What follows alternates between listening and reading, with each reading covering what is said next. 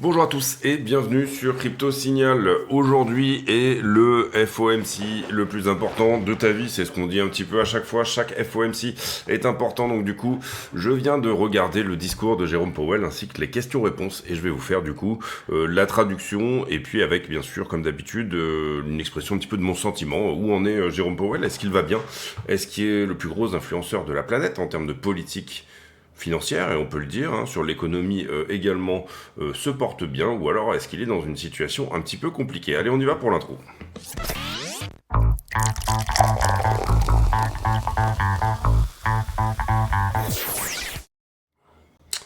Alors, Powell, donc du coup, qui nous fait sa conférence de presse, vous le savez, j'imagine, en tout cas, les taux sont restés inchangés au meeting d'hier, c'est-à-dire que on reste dans la zone des 4,25% à peu près. Il y a eu beaucoup d'infos quand même importantes dans dans ce meeting et dans le ton qu'a employé Powell, bien évidemment. Globalement, je vais vous faire donc du coup la traduction un peu littérale de ce qu'il nous a dit, mais ce qui est intéressant dans ce type de meeting, et c'est le cas une fois sur deux, c'est que en gros vous avez des projections, hein, et c'est surtout ça qui va nous intéresser. Est-ce que les projections par rapport à ce qui avait été dit en décembre, hein, il y a eu un meeting où il n'y a pas eu de projection, et puis en décembre il y avait eu des projections, ont beaucoup changé ou pas? La réponse est pas tellement, alors que le contexte a changé. Vous comprenez que depuis, on a eu l'élection de Donald Trump et on a eu toute cette idée un petit peu sur les tarifs, etc., qui sont effectivement sortis. Le marché, théoriquement, est censé pricer ces tarifs de manière bien sûr inflationniste, c'est-à-dire si vous rajoutez des droits de douane, eh bien c'est normal que les prix augmentent. Typiquement, admettons, les maisons américaines sont principalement en bois. Si vous augmentez le prix du bois canadien, eh bien, vous augmentez bien sûr le prix des maisons, hein, a fortiori c'est logique. Cela dit, vous allez le voir, Powell est un petit peu dans l'incertitude par rapport à pas mal de choses. Je vais essayer de faire rapidement quand même sur les questions-réponses, etc. C'est-à-dire je vais zapper les questions-réponses qui sont redondantes. En tout cas, je vais essayer. J'espère avoir, entre guillemets, la pertinence journalistique, à la fois de rien oublier, à la fois de synthétiser comme il se doit. Je viens juste de regarder on est le matin, là. D'habitude, je le fais directement, mais hier soir, je ne pouvais pas. Donc, je viens juste de regarder le discours, et du coup, c'est relativement frais. J'espère qu'on va pouvoir y arriver. Grosso modo, Powell nous dit, au travers de son premier discours, donc il y a d'abord un statement et ensuite il y a les questions-réponses, que l'économie est forte, que l'inflation a diminué mais qu'elle est encore trop haute et que, en gros, il considère que le PIB est plutôt bon, 2,3% sur l'année, et on voit une très légère diminution à la fois de la confiance mais aussi des dépenses des ménages. Les projections du PIB, elles sont de l'ordre de 1,7% pour 2025.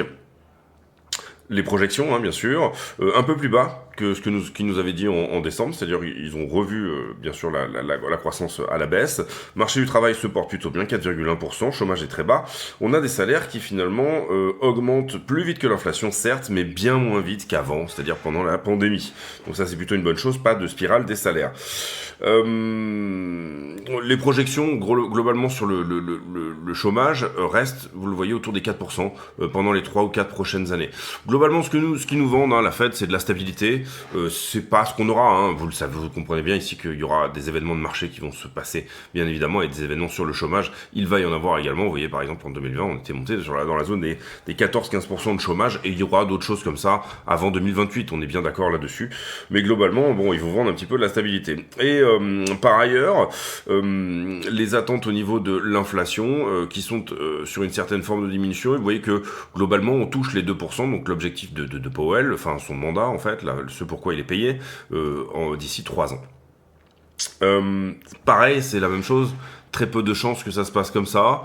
Maintenant, ce que nous vend la Fed, c'est des projections, bien sûr, où ils disent, on va rester tranquille et tout, et il n'y a pas de souci, ça va bien se passer, hein. Et globalement, ici, vous voyez que vous avez, je crois qu'ils sont 9, hein, il me semble, les participants de la Fed, il me semble, non, ils ont l'air d'être plus là, mais je ne sais plus. Il me semble qu'ils sont 9 au board, mais il y a peut-être plus de participants ici qui votent, qui en gros nous disent en 2025, moi je pense que les taux seront là, 2026 je pense qu'ils seront là, etc. Vous voyez qu'actuellement en 2025 ils nous disent qu'en gros ils vont rester dans cette zone-là, à part quelques-uns qui disent qu'il y aura, grosso modo, la majeure partie du marché nous dit qu'il y aura 2 coupes de taux cette année. la majeure partie du marché, mais aussi, alors le marché est plutôt à 3 coupes de taux si je ne me trompe pas, et les membres de la Fed sont plutôt à 2 coupes de taux, vous le voyez ici, mais 2 petites, c'est-à-dire qu'on passe de 4,25, vous le voyez ici, à 3,90, on est à peu près sur cette zone-là, en tout cas dans ce que pense la majorité du marché, et vous voyez qu'il y a 4 membres de la Fed qui pensent qu'en gros on va rester au niveau actuel toute l'année, jusqu'à fin 2025. Grosso modo, voilà un peu l'idée, et vous voyez ici cette diminution qui est très lente, pour finalement retourner sur une zone autour de 2,5%, 3%, en 2028, voilà, 2027, 2028, on va dire une moyenne qui resterait de toute façon au-delà des 3%. Ça n'est pas économiquement réellement possible de rester comme ça, pour plusieurs raisons. Problématique au niveau de la dette américaine, bien sûr, cette debt clock, je vous mets en pause une seconde, mais voilà, cette dette américaine autour des 36,6 trillions dorénavant. Il faut bien comprendre que ça n'est pas réellement possible de rester, parce que cette année, par exemple, sur les 36 milliards de dettes, là, vous avez grosso modo à peu près 7 ou 8 trillions qu'il va falloir refinancer sur 10 ans. Donc à peu près un quart de cette dette-là qu'il va falloir refinancer. On ne peut pas les refinancer sur des niveaux qui sont aussi forts que 4 ou 5%. Comprenez ici que l'intérêt de la dette, je sais pas pour ceux qui ont acheté des maisons ou ce genre de choses déjà dans leur vie, mais quand vous avez les taux à 4%, avec un intérêt... acheter une maison sur 25 ans avec un intérêt à 4%, vous doublez carrément le prix de la maison, si vous restez pendant 25 ans à 4%. Donc globalement, voilà, très très très très mauvais de ce côté-là. Et voilà un peu l'idée. Bon, globalement, voilà ce que nous dit Powell dans son statement. Il dit qu'il y a beaucoup d'incertitudes, notamment sur les 4 grosses modifications qui sont liées, il le dit entre les mots, mais au mandat de Trump, c'est-à-dire qu'est-ce qui va se passer au niveau du commerce. Qu'est-ce qui va se passer au niveau de l'immigration? Parce que l'immigration joue sur le marché de l'emploi. Moins d'immigration égale un marché de l'emploi plus tendu, égale des salaires qui augmentent, etc. Qu'est-ce qui va se passer sur le budget? Moins de dépenses fédérales. On le voit ici au niveau du Department of Government Efficiency. Déjà 221 millions d'économisés, mais tout ça, ça met du monde au chômage aussi. Donc moins de dépenses publiques égale plus de monde au chômage. Vous le voyez pour le moment à peu près $2000 par contribuable d'économiser. Et puis, voilà. Du coup, comment va fonctionner l'économie dans ces contextes-là, quelles vont être les réglementations exactes et comment est-ce qu'on va se projeter dans ce domaine-là. Effectivement, là-dessus, Powell dit il y a de l'incertitude, mais on est bien, ça va bien se passer pour nous. Quand on aura un petit peu plus de readings, quand on aura un peu plus de data, on saura très exactement comment se projeter. Voilà pour les projections de taux, etc. Mais l'information la plus importante de ce meeting, c'est que Powell nous dit on va ralentir le quantitative tightening. Je ne vais pas réexpliquer tout ce qu'est le quantitative tightening, mais d'une manière générale, vous avez depuis 2008 une espèce de manière de fonctionner des banques fédérales qui est de dire, étant donné que pour sauver l'économie, on se retrouve à avoir des taux qui vont à quasiment 0%, ça crée bien évidemment une crise obligataire. C'est-à-dire que théoriquement, vous avez par exemple, surtout si on le fait très vite, et c'est plus ou moins d'ailleurs le risque systémique qui a failli se poser en mars 2024, si je ne me trompe pas, c'est que vous avez des bons qui ont un certain prix, des bons du trésor, je vais les acheter, et je vais pouvoir éventuellement les revendre. Et bien évidemment, dans le marché obligataire, ils vont être plus chers si jamais les taux ont baissé entre-temps, ou moins chers si jamais les taux ont diminué. Et ça pose des soucis, par exemple, au niveau des banques, quand vous diminuez énormément, tout simplement, les taux. Puisque les TLT, les bons d'occasion, on va dire ça comme ça, les bons d'occasion, perdent énormément de leur valeur. Et en ce moment, on a des banques qui avaient acheté des bons, qui étaient relativement qui avaient acheté des bons qui étaient cheap en fait, dans des moments où l'inflation était basse, puisque Powell leur avait dit que l'inflation était transitoire, ou elles ont été extrêmement mal gérées, c'est pas la question du moment, mais bon, globalement, voilà, ils ont acheté des bons, et donc du coup, on se retrouve avec des bons qui ne valent rien. Donc, dans ce contexte-là, les banques centrales sont obligées de créer de l'argent pour finalement racheter leurs propres obligations. Vous allez me dire, c'est complètement con, je vais vous dire oui, et puis vous allez me dire, ça marche comme ça. De toute façon, on s'en fout, c'est pas grave, ça marche comme ça.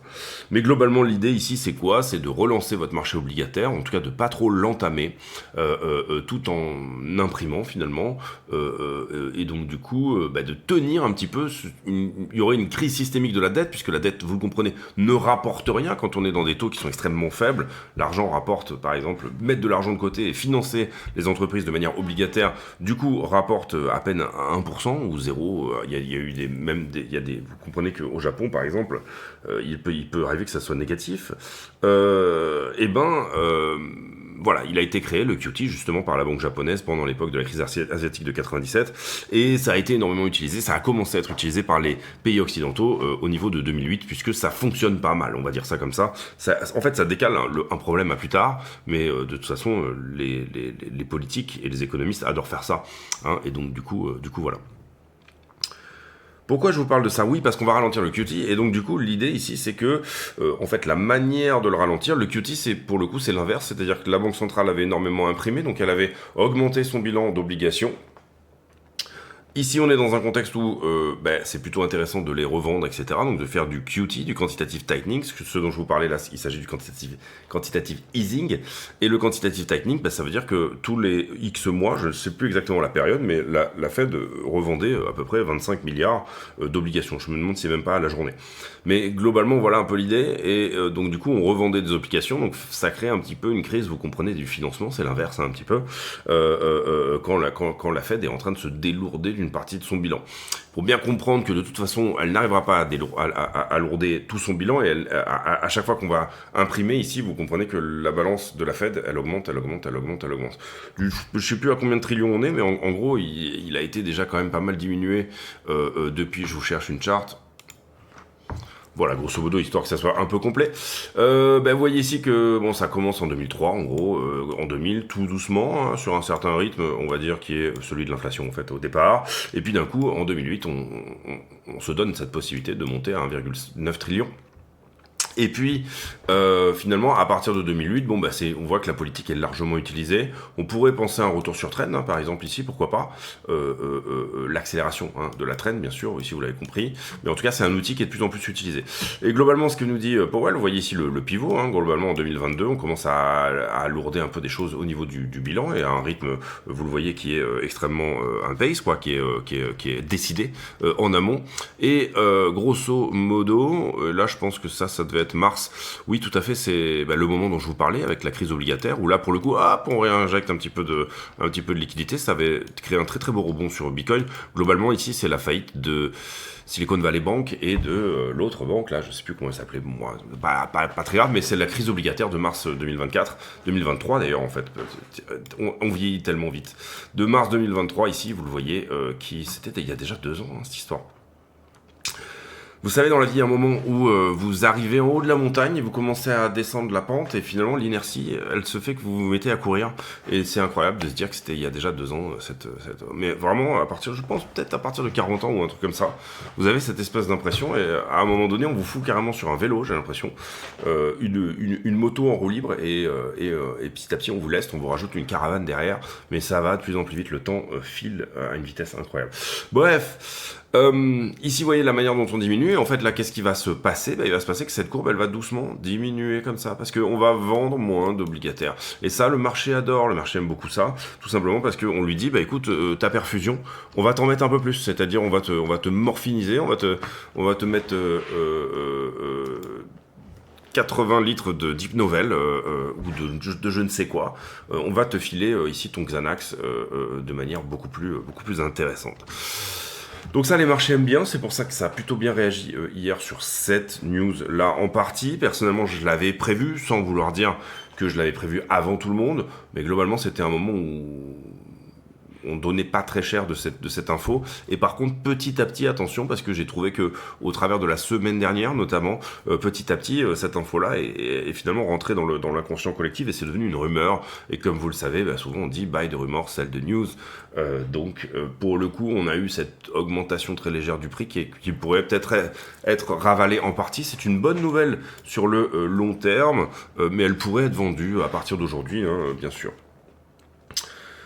Viennent ensuite les questions-réponses. Les questions-réponses, d'une certaine manière, on va dire que il y en a pour beaucoup de questions-réponses tiennent sur l'incertitude au travers des droits de douane. Donc je vais vous donner mon sentiment sur une question-réponse une fois, et puis quand les questions sont redondantes, on va passer. Grosso modo, comment vous faites pour évaluer un petit peu ces droits de douane, etc. dans ce que va être la nouvelle politique. Et là, Powell nous dit que c'est très difficile à dire. Il cherche à établir des modèles pour séparer un petit peu cette idée, mais que globalement, lui, dans son idée, et ça c'est plutôt une bonne chose également, cette inflation sur les tarifs, donc les droits de douane, n'aura qu'un caractère transitoire. Et ça, c'est le marché l'a plutôt bien pris aussi, c'est-à-dire que Powell ne voit pas les droits de douane comme effectivement installer une inflation bien ancrée, bien durable, mais plutôt transitoire. Cela dit, elle augmente quand même le caractère d'une inflation qui pourrait augmenter prochainement, donc du coup c'est pour ça que leurs projections augmentent, mais il n'y a pas tellement de changements entre leurs projections de décembre et les projections actuelles, malgré un gros changement, vous comprenez, dans la politique économique et dans la politique de l'État, parce que ces effets d'une inflation qui augmente sont contrés par une croissance qui ralentit. Donc les deux s'annulent un peu, hein, et d'une certaine manière, c'est vraiment la manière qu'a Powell d'expliquer pourquoi rien ne bouge en fait dans leurs projections de trop, alors que beaucoup de choses bougent dans l'incertitude liée aux droits de douane, bien évidemment. Donc il parle d'une certaine inertie effectivement, et que pour le moment en tout cas, ça paraît transitoire. On voit aussi que dans les sondages, d'une certaine manière, la confiance des ménages est en forte diminution en ce moment, et que d'une certaine manière, les attentes d'inflation à long terme sont plutôt faibles, mais les attentes d'inflation à court terme sont assez fortes, hein. Donc cette idée des tarifs a effectivement relativement pas mal augmenté le concept de confiance des ménages qui diminue, ce qui permet finalement d'une certaine manière de diminuer leurs dépenses, et diminuer les dépenses, ralentissement de l'économie bien sûr, fait diminuer l'inflation, moins de demandes pour un chiffre donné de nombre de biens. Si tout le monde veut ce bien là, eh bien les prix augmentent. Si personne n'en veut, ou que les gens décalent leur investissement par exemple, on voit assez peu quelqu'un en ce moment dans les attentes de l'économie, parce que les gens ne savent pas encore pas trop où ça va, sortir pour acheter une voiture neuve. À l'inverse, il y a aussi un effet pré-tarif, et on a vu une très légère augmentation, et c'est là que Powell voit son caractère transitoire éventuellement. On a vu une très légère augmentation de gens qui finalement sortent pour acheter des biens avant que les tarifs ne soient appliqués. Les tarifs, je crois qu'ils rentrent en vigueur autour du 2 avril, dans une douzaine de jours, hein, si je me trompe pas. Il y en a certains qui sont déjà en vigueur, mais bon, globalement, le gros des mesures rentre en vigueur à ce moment-là. Déjà, est-ce qu'ils vont être comme l'a annoncé Trump ou pas? Parce qu'il y a certains tarifs qui font partie d'une marge de négo avec certains pays pour avoir certaines choses, etc., etc. On a vu que c'est politique un peu du tweet, hein, on en parlera tout à l'heure aussi, mais globalement on voit peu de gens ici avoir cette volonté de sortir acheter une voiture neuve, certes, sauf si on vous disait que dans X temps, cette voiture neuve va être augmentée de 25%.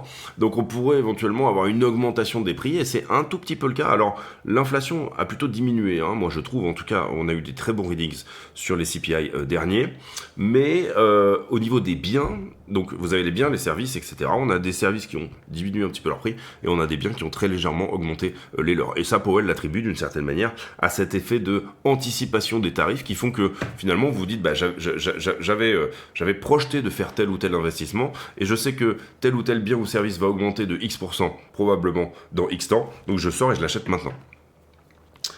Voilà un peu l'idée. Ici on passe, c'était la définition de l'inflation de Greenspan, l'ancien chairman, à laquelle répond Powell. On passe parce que c'est pas excessivement intéressant. Et puis ensuite, Powell qui nous dit qu'il pense vraiment que leur politique est au bon endroit et au bon moment. Effectivement, pour lui, l'inquiétude du moment, ce sont effectivement les droits de douane, et le mécontentement, à contrario, est plutôt en raison de la hausse des prix qui a eu lieu, elle, pour le coup, en 2022, 2021, 2022, enfin, dans ces zones-là, où on avait les quasiment 10% d'inflation. Et il faut bien comprendre ici que, d'une certaine manière, les gens sont pas contents aujourd'hui, et c'est normal. Et c'est normal, parce que les prix ne diminuent jamais, hein. Vous voyez ici que 9% d'inflation, alors ça c'est dans les chiffres, hein. On l'a bien expliqué, mais d'une certaine manière, les prix ne descendent jamais, hein. C'est pas dans le... C'est pas dans... Alors, ça serait peut-être dans l'intérêt commun des mortels que les prix descendent à un moment, mais ce n'est pas dans l'intérêt des économistes, puisque vous comprenez que dans chaque forme de croissance des prix, il y a une croissance de la croissance, hein. Vous l'avez bien compris ici. Quand on dit vous avez un PIB de X% qui a augmenté de X%, et ben c'est aussi que les prix ont augmenté. Il n'y a pas que les quantités, hein. Le PIB c'est comme un chiffre d'affaires un peu, prix fois quantité, et quand les prix ont augmenté, bien évidemment, le PIB augmente d'autant. Donc on veut vraiment rester dans ce contexte de croissance, parce que ça fait plaisir aux économistes de voir des chiffres qui augmentent, mais en soi, en réalité, il faut bien comprendre ici que vous êtes, dans ce moment-là, par exemple, vous n'aviez pas 9% de croissance, donc vous êtes fait littéralement enfler. Également, bien évidemment, et ça on l'a bien expliqué sur la chaîne, en tout cas je trouve, on vous vole d'une certaine manière votre valeur travail ici dans le temps, bien évidemment. Et d'une autre manière, où est-ce que je voulais en venir? Oui, on a eu quand même, avec cette montée très forte des taux de la part de Powell, eh bien, une inflation qui s'est très largement calmée. Hein. Vous comprenez ici qu'on est à 2,8 alors qu'on était à 9 il n'y a pas très longtemps. Également, la manière de calculer le CPI fait que entre une inflation dans les chiffres, hein, un CPI comme celui-ci, et une inflation ressentie, c'est totalement différent. Qu'est-ce que ça veut dire? Ça veut dire que, ça j'en ai pas mal parlé sur la chaîne aussi, mais la manière de calculer l'inflation fait qu'elle ne tient pas compte des changements d'habitude de consommation. Ou plutôt, elle les intègre dans la hausse des prix. Sous-entendu, si le steak haché est plus cher, l'année suivante, je vais manger moins de steak haché, et ben le CPI va prendre mon panier en N-1, mais pas en N-10. C'est-à-dire que il y a une évolution, bien sûr, des comportements qui fait que vous consommez moins ce qui est cher, et donc du coup, bien sûr, en inflation ressentie, si vous mangiez typiquement exactement la même chose, et que vous vous faisiez plaisir avec du, je sais pas, du Nike, voilà, des bons petits vêtements qui vont bien, du Ralph Lauren, du Lacoste et compagnie, eh ben bien évidemment, vous pourrez en acheter moins, et l'inflation ressentie, si vous aviez très exactement les mêmes habitudes de consommation qu'avant, sous-entendu, je sais pas, je m'achète 3 Ralph Lauren par mois, eh bien vous comprendrez bien que si vous avez au bout d'un moment une diminution à 2 Ralph Lauren par mois, vous allez ressentir un manque, alors que dans les chiffres, le prix du polo Ralph Lauren sera moins impacté puisque vous en achetez moins. Le panier évolue, la pondération évolue en fonction tout simplement de ce qui est fait. Bref, je m'écarte un petit peu ici du sujet. Mais en soi, voilà un petit peu l'idée que nous donne Trump. Il trouve qu'il y a un marché qui est très résilient au niveau du travail. Et en fait, ce qu'il voit, c'est globalement, puisque c'est une forme de question aussi qu'on lui pose, il y a eu quand même une crise de l'embauche aux États-Unis, c'est-à-dire que les embauches diminuent énormément. Et là, Powell nous dit oui, mais effectivement, d'une certaine manière, le taux de chômage reste à peu près le même, parce que tout simplement, il n'y a pas de licenciement en face, d'accord? C'est-à-dire qu'on est sur un marché, on va dire low firing, low hiring, c'est-à-dire peu de licenciements et peu d'embauches également. Donc ça s'équilibre plus ou moins. Est-ce que vous pensez que cette idée du Dodge, donc du coup le Dodge étant on va couper les dépenses publiques, a eu des effets, puisque vous avez des gens qui se font licencier bien sûr. Il dit que pour lui, pour le moment, non, pas du tout, pas encore, et que d'une certaine manière, ça va probablement avoir des effets bientôt. Mais que au niveau national, pour lui, on ne le voit pas encore dans les chiffres. Effectivement, il y a eu en plus pas mal d'emplois qui ont été créés dans le secteur public sous Biden. Donc ça risquerait bien évidemment ici de changer un petit peu la donne de ce côté-là. Globalement aussi, il nous explique 2-3 petites choses qui sont quand même tricky. C'est-à-dire que, pour donner un exemple, la dernière vague des droits de douane, elle avait eu lieu sous le premier mandat de Trump. Et il dit, c'est assez marrant, parce qu'à cette époque, on avait observé une augmentation du prix des lave-linges, parce qu'il y avait effectivement des tarifs douaniers sur les lave-linges, venus notamment de Chine. Et donc du coup, bien évidemment, le prix des lave-linges a augmenté à ce moment-là, ce qui est relativement normal.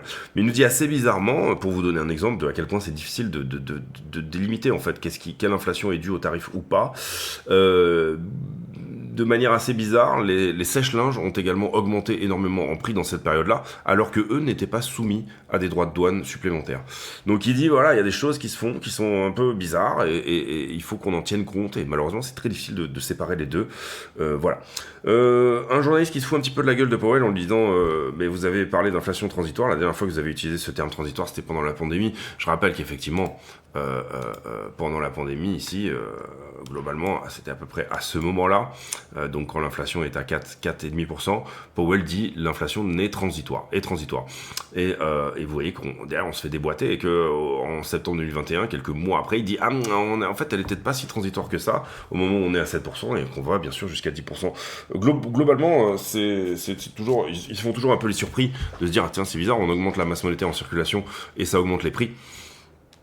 Euh, Parce que l'économie quantitative, enfin la théorie quantitative de la monnaie plutôt, donc l'école autrichienne, toutes ces choses-là, ça plaît pas nécessairement à ceux qui aiment bien avoir du pouvoir, hein, l'espèce de relance un petit peu keynésienne, toutes ces choses-là, etc. Bah, forcément, ça va pas nécessairement ensemble. Hein. Pareil, on va passer là-dessus de manière assez rapide. Euh, donc voilà, là il répond, ben, on est conscient que ça peut effectivement ne pas être transitoire, hein, notamment ce dont on parle là, mais le contexte est totalement différent de ce qu'on pouvait avoir en 2021-2022, bien évidemment.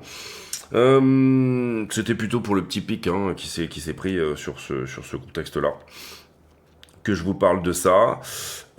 Pareil, question un peu à côté à laquelle il a pas répondu, mais c'était intéressant de voir sa réaction. C'est que il y a un gars qui lui dit, bah hier soir, il y a deux gars du comité du commerce, donc une agence indépendante, qui se sont fait virer. C'est a priori ça va passer chez le juge parce que on n'est pas sûr que Trump puisse dégager des gens qui sont d'agences indépendantes. Hein. C'est pour le moment, ça devrait être validé par un juge, parce que c'est des agences théoriquement indépendantes. Donc théoriquement, on n'a pas le droit de virer des gens qui font partie d'agences qui sont théoriquement indépendantes.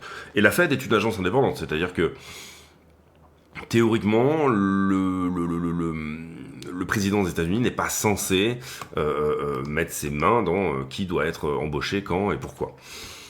Est-ce que vous avez peur à la Fed? Et là, Powell répond, écoutez, je vais pas commenter ça, j'ai déjà parlé de ça, il en avait parlé effectivement, je crois, en décembre. Où il avait déjà dit, grosso modo, qu'il allait pas en parler.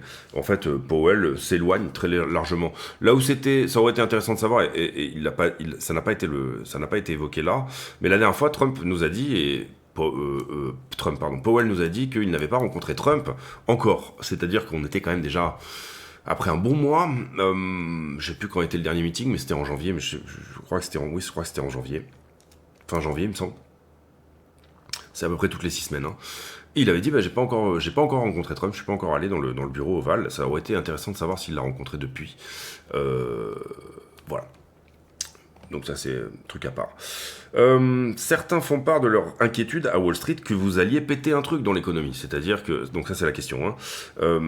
À Wall Street, il y a des gens qui disent, bah en fait vous êtes tout le temps en retard hein, globalement, et il va falloir que vous pétiez un truc pour que vous puissiez sentir les effets de ce que vous avez cassé et pour pouvoir finalement ajuster votre politique. Donc vous aurez forcément un temps de retard.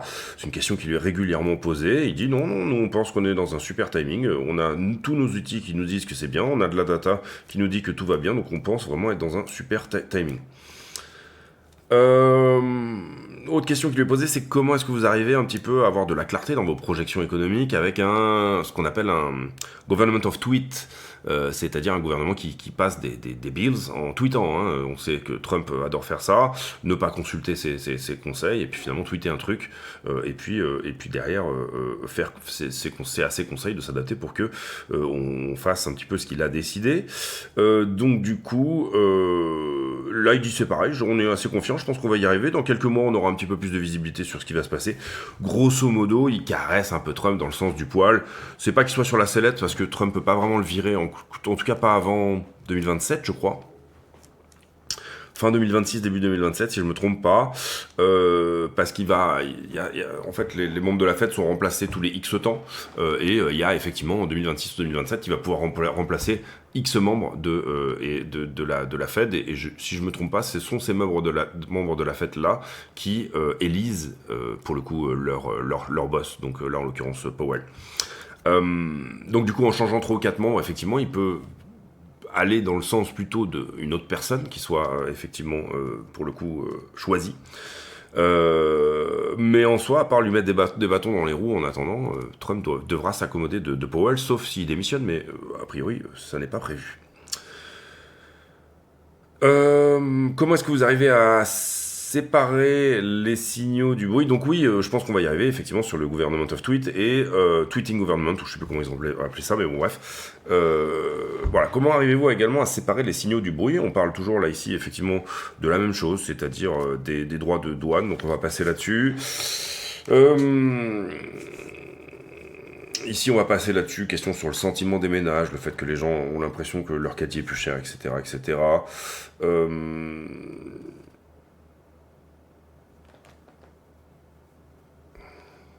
Je passe ici là sur pas mal de choses parce on l'a déjà plus ou moins évoqué, hein, donc du coup je trouve que ça vaut pas le coup d'en reparler nécessairement plus que ça. Et là on arrive sur le QT qui va être le pan qui va le plus nous intéresser dans ce discours-là en l'occurrence. Pourquoi ce ralentissement dans le QT finalement, donc dans le quantitative tightening, expliquez-nous. Et là il bégaye un peu, à chaque fois qu'on parle du QT, Powell bégaye un peu, parce que je pense que pour le coup, c'est de la politique de convenance un petit peu, et aussi qu'ils veulent donner au marché quand même un petit quelque chose, c'est-à-dire on voit que le marché a quand même pas mal corrigé. Il y a deux choses, c'est que déjà il y a une forme de crise obligataire quand même en ce moment, même à 4%, ils veulent pas trop, les investisseurs ne sont pas ultra fans finalement du marché obligataire. On le voit ici sur les bons d'occasion, qui finalement sont pas nécessairement en train de se réapprécier, y compris avec des nouveaux taux qui sont... Bon, alors ça c'est normal, pardon, excusez-moi qui baisse, mais d'une certaine manière, ce que je veux dire par là, c'est qu'on est quand même plutôt sur de la faiblesse actuellement au niveau des taux d'occasion. Mais pas que, au niveau des taux, au niveau des bons d'occasion. Pas que, et aussi dans un certain sens, on voit qu'il bégaye un petit peu parce qu'il nous explique que d'une manière générale, ce QT n'a pas réellement de fondement. Mais il dit, ne voyez pas un shift dans la politique monétaire, ce qui est faux. Mais Powell est payé pour mentir, mais il est payé pour bien mentir, pour dire des beaux mensonges, d'accord ce qui est faux, pourquoi parce que il y a un shift dans la politique monétaire à partir du moment où vous aviez une pente qui était comme ça, au niveau du QT, d'accord, et que d'un coup, elle s'est un petit peu ralentie et qu'elle va devenir comme ça. Excusez-moi, c'est mal fait, mais... Voilà, on va dire comme ça. Et que là, on nous explique qu'elle va se ralentir de 25 milliards à 5 milliards. Donc globalement, elle va quasi venir à plat. Peut-être un tout petit peu en descente comme ça, d'accord? Voilà. Qu'est-ce qui se passe? C'est un retournement.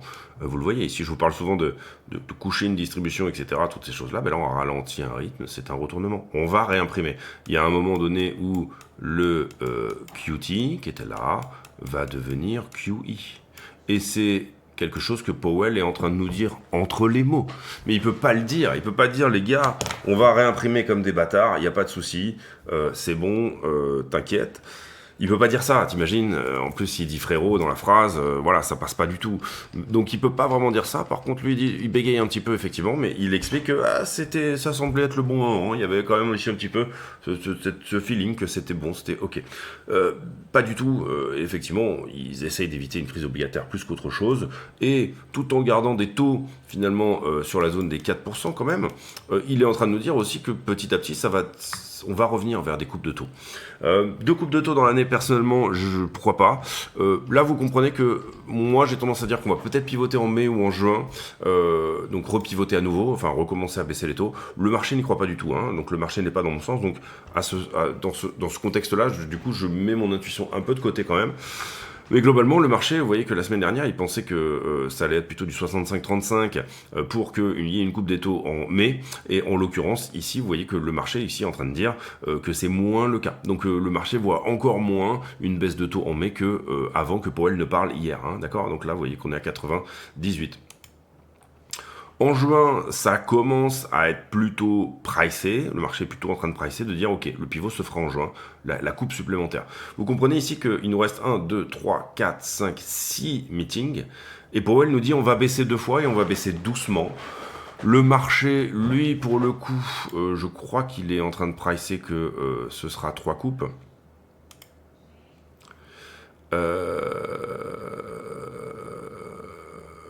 Excusez-moi. Ouais, 1, 2, 3 décembre. C'est ça, 3 coupes, grosso modo, vous le voyez ici dans les attentes. 1, 2, 3, oui c'est ça, pour décembre. Donc le marché price plutôt 3 coupes. Moi je pense qu'il y en aura plus et je pense qu'elles vont peut-être même se faire à partir de mai. Maintenant, il faudra voir les datas, bien sûr, de mars. Et là on est le 20 mars, ça me paraît un petit peu tôt pour commencer à aller voir les Trueflation, etc. et compagnie.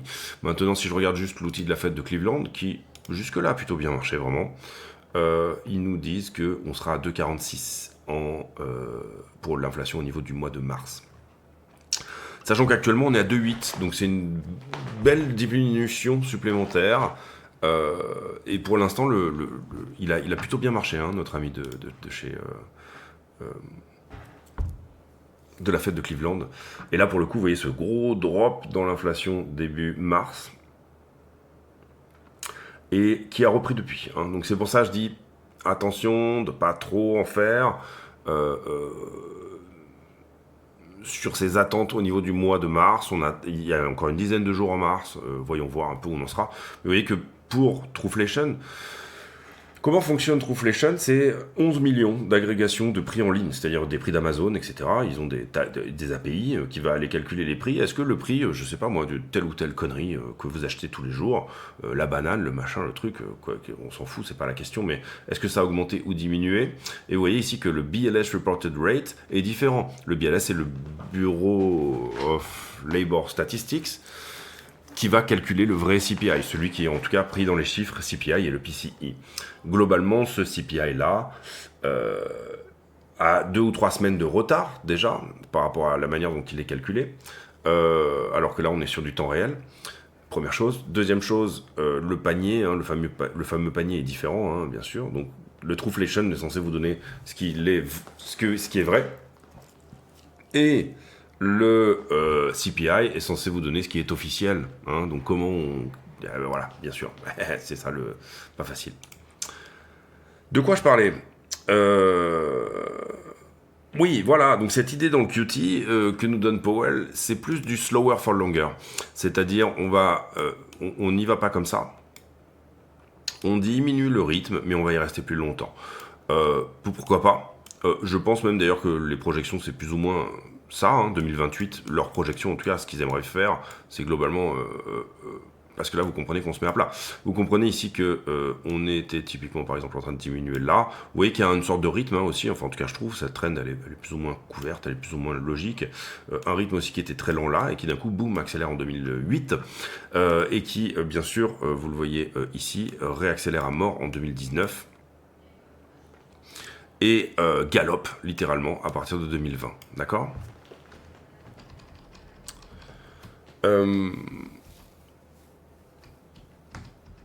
Donc slower for longer, voilà, c'est ça l'idée, c'est diminuer le QT plus longtemps, mais le faire de manière moins péchue que ce qu'on faisait jusque-là.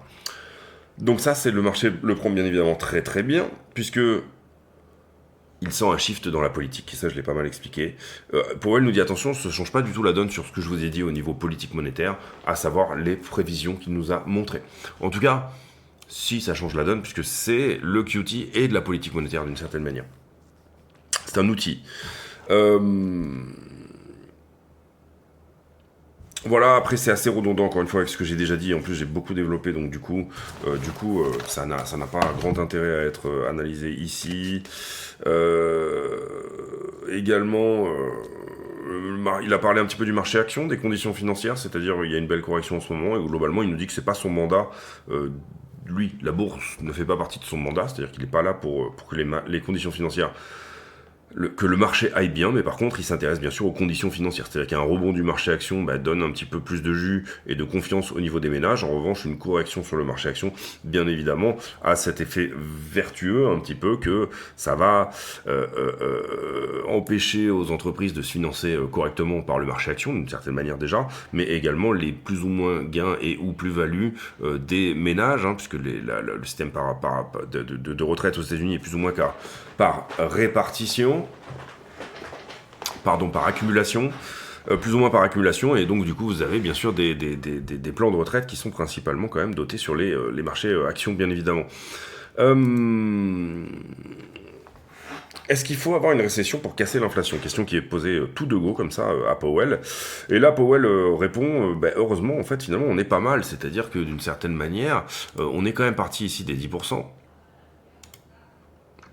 On est quand même parti des 10% d'inflation et on a quand même réussi, enfin il ne s'accorde pas forcément tout le crédit à lui-même, mais on a quand même réussi ici à descendre sans que le chômage, d'une certaine manière, ne reprenne significativement, d'accord. On est un très bon marché au niveau de l'emploi, tout en ayant quand même relativement pas trop mal déboîter l'inflation de, on le rappelle, autour de 9%, jusqu'à globalement 2,8% actuellement. Donc il dit non, c'est pas du tout le même contexte, ça parle un peu des années 70, et il dit que dans les années 70, c'était pas du tout le même contexte que celui qu'il y a là, donc voilà. Question suivante, le Dodge va permettre de faire des économies. Le Department of Government Efficiency, ça fait toujours bizarre de dire Dodge, va permettre de faire des économies. Et là, en l'occurrence, ce qu'il va se passer, c'est qu'il est discuté de donner un chèque de $5 000 à chaque Américain. Donc là, il faut comprendre que, bien évidemment, ça va complètement contre ce que veut faire Powell. Powell veut limiter l'inflation, et si vous faites un chèque d'un coup à tout le monde, eh ben, bien évidemment, cet argent va être dépensé, et donc du coup, ça va pas trop dans ce qu'il veut faire. Et là, il se refuse à commenter, hein, encore une nouvelle fois, bien évidemment, il peut pas commenter, il peut pas dire, bah, c'est comme ça que ça doit se passer comme ça ou comme ça, et c'est ce qu'il dit d'ailleurs, il dit, j'ai pas la main pour parler de la politique économique qui est mise en place par l'État. J'ai pas du tout la main pour ça, j'ai aucune intention de le faire et j'ai pas envie de le faire. Bref. En tout cas, c'est intéressant de le voir se poser la question et de voir Powell, bien sûr, botter en touche. Ensuite, on passe également, et puis après, il y a encore une question sur le QT. Globalement, cette question sur le QT, c'était... à l'époque, on avait commencé à réfléchir à ralentir le rythme. C'est le premier ralentissement que je vous ai montré ici sur la charte. Pardon, c'est là. Le premier ralentissement ici, hein, où vous avez une pente qui était assez forte, et là d'un coup on diminue quand même un petit peu, c'est le tout premier ralentissement qui avait lieu en mai 2024 globalement. Et là, qu'est-ce que nous dit en fait là, il y avait à ce moment-là une assez forte crise du plafond de la dette, qui était, c'est pour ça que ça avait créé un petit peu sur le marché, bien sûr, obligataire, des problèmes également.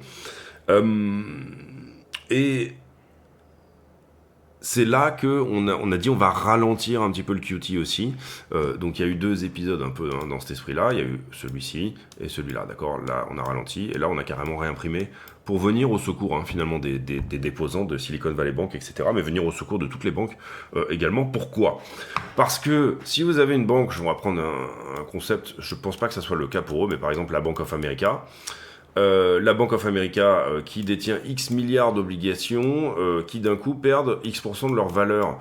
Le manque à gagner pour les banques, ou en tout cas plutôt les pertes non réalisées, enfin les PNL, oui, sont colossales. Et là, la banque fédérale, la Fed, je l'ai déjà expliqué, mais elle dit, ok, moi, vos obligations de merde, j'en veux bien, pas au prix du marché, un peu plus cher, et pour ça, on va imprimer, d'accord ? C'est une manière de sauver le secteur bancaire et d'éviter, justement, et on l'a déjà expliqué, mais du coup, je fais la redite, les crises obligataires. Et c'est ce qui s'était passé typiquement là, où d'une certaine manière, vous avez certaines banques qui se rendent compte qu'en fait, elles ont acheté des bons à 10 ans qui sont complètement foireux. Elles vont devoir soit se les taper pendant 10 ans, mais pour le coup, elles n'ont pas l'oseille. Donc les faire arriver à maturité, auquel cas vous n'avez pas besoin de les revendre, et auquel cas tout va bien. Ils vous rapportent pas grand chose, c'est un mauvais investissement, parce que admettons à ce moment-là, on va dire les bons rapportaient, je sais pas, X%, on va dire 2% par exemple, et que tout d'un coup vous avez des bons qui sont mis sur le marché et qui rapportent 4, d'accord ? Donc bien évidemment vos bons à 2% et qui en plus sont très loin de la maturité, eh bien ils ont une valeur nominale qui diminue énormément. C'est pas trop un problème si vous pouvez garder, donc votre banque va pas être rentable pendant 10 ans, enfin si vous en avez trop pris, mais c'est pas trop un souci en soi si vous pouvez arriver à ces 10 ans de maturité. C'est-à-dire que vous vous asseyez à un moment donné sur un truc, mais c'est pas très grave, un peu comme un mauvais investissement que vous auriez fait pendant un certain temps. Mais par contre, si vous avez besoin de les revendre rapidement, et ça a été tout le souci de Silicon Valley Bank, c'était que d'une certaine manière, d'un coup, tout le monde a voulu sortir en même temps. Et Silicon Valley Bank, ils ont dit ouais, mais alors attendez les gars, parce que nous on a de l'argent, d'accord, on peut rembourser une partie, mais le problème qu'on a chez nous, c'est que en fait, mes bons à 10 ans, ils sont foireux. Maintenant, je vous le dis, ça y est, bon, j'ai fait une connerie, j'ai un petit peu, voilà, je pas fait des très bons, mais mes bons à 10 ans, ils valent pas du tout la valeur que je les ai payés à l'époque. Quand vous m'avez déposé, vous, votre thune, ils valaient X, par exemple, ces obligations-là. Et si maintenant, aujourd'hui, je dois les revendre, alors si vous attendez 10 ans, par contre, si vous avez un peu le temps, vous attendez 10 ans, là, pour le coup, j'aurais des super, je vous rendrai votre thune. Mais là, tout de suite, si vous la demandez, il va falloir que je vende, pour avoir la trésor, ces fameux bons sur le marché de l'occasion. Et ces fameux bons, ils valent plus grand-chose. Et c'est là qu'intervient la Fed en disant, moi, tes bons qui valent plus grand-chose, j'en veux bien, au prix au-dessus du prix du marché, on va dire ça comme ça, pour que tu te prennes pas une grosse calotte au niveau de ta balance, bien sûr, et en fait que tu puisses couvrir les dépôts. En l'occurrence, là, ils ont plutôt laissé Silicon Valley Bank se casser la gueule, mais ils ont protégé les déposants, ce qui était une bonne chose, parce que Silicon Valley Bank, c'était toute la tech, globalement. Hein, donc les déposants, si vous aviez cette banque-là qui faisait faillite, vous aviez une bonne partie de la tech américaine, en tout cas au moins les startups, qui faisaient faillite. Et on se rappelle d'ailleurs qu'à l'époque, il y avait pas mal de boîtes crypto. On avait pensé notamment à Circle, hein, à cette époque-là, pour ceux qui étaient déjà sur le marché à ce moment-là, Circle qui avait une partie de ces bons du trésor, effectivement, chez SVB. Ça avait posé un souci, un petit dépec de l'USDT. Des familles sur lesquelles j'avais tradé, d'ailleurs, je me rappelle très bien, parce que pour moi c'était solide, USDC, pas USDT, pardon, de Circle, et je me rappelle, j'avais pris ce trade en une journée, on avait pris un plus 20% des familles qui étaient extrêmement propres. Grosso modo,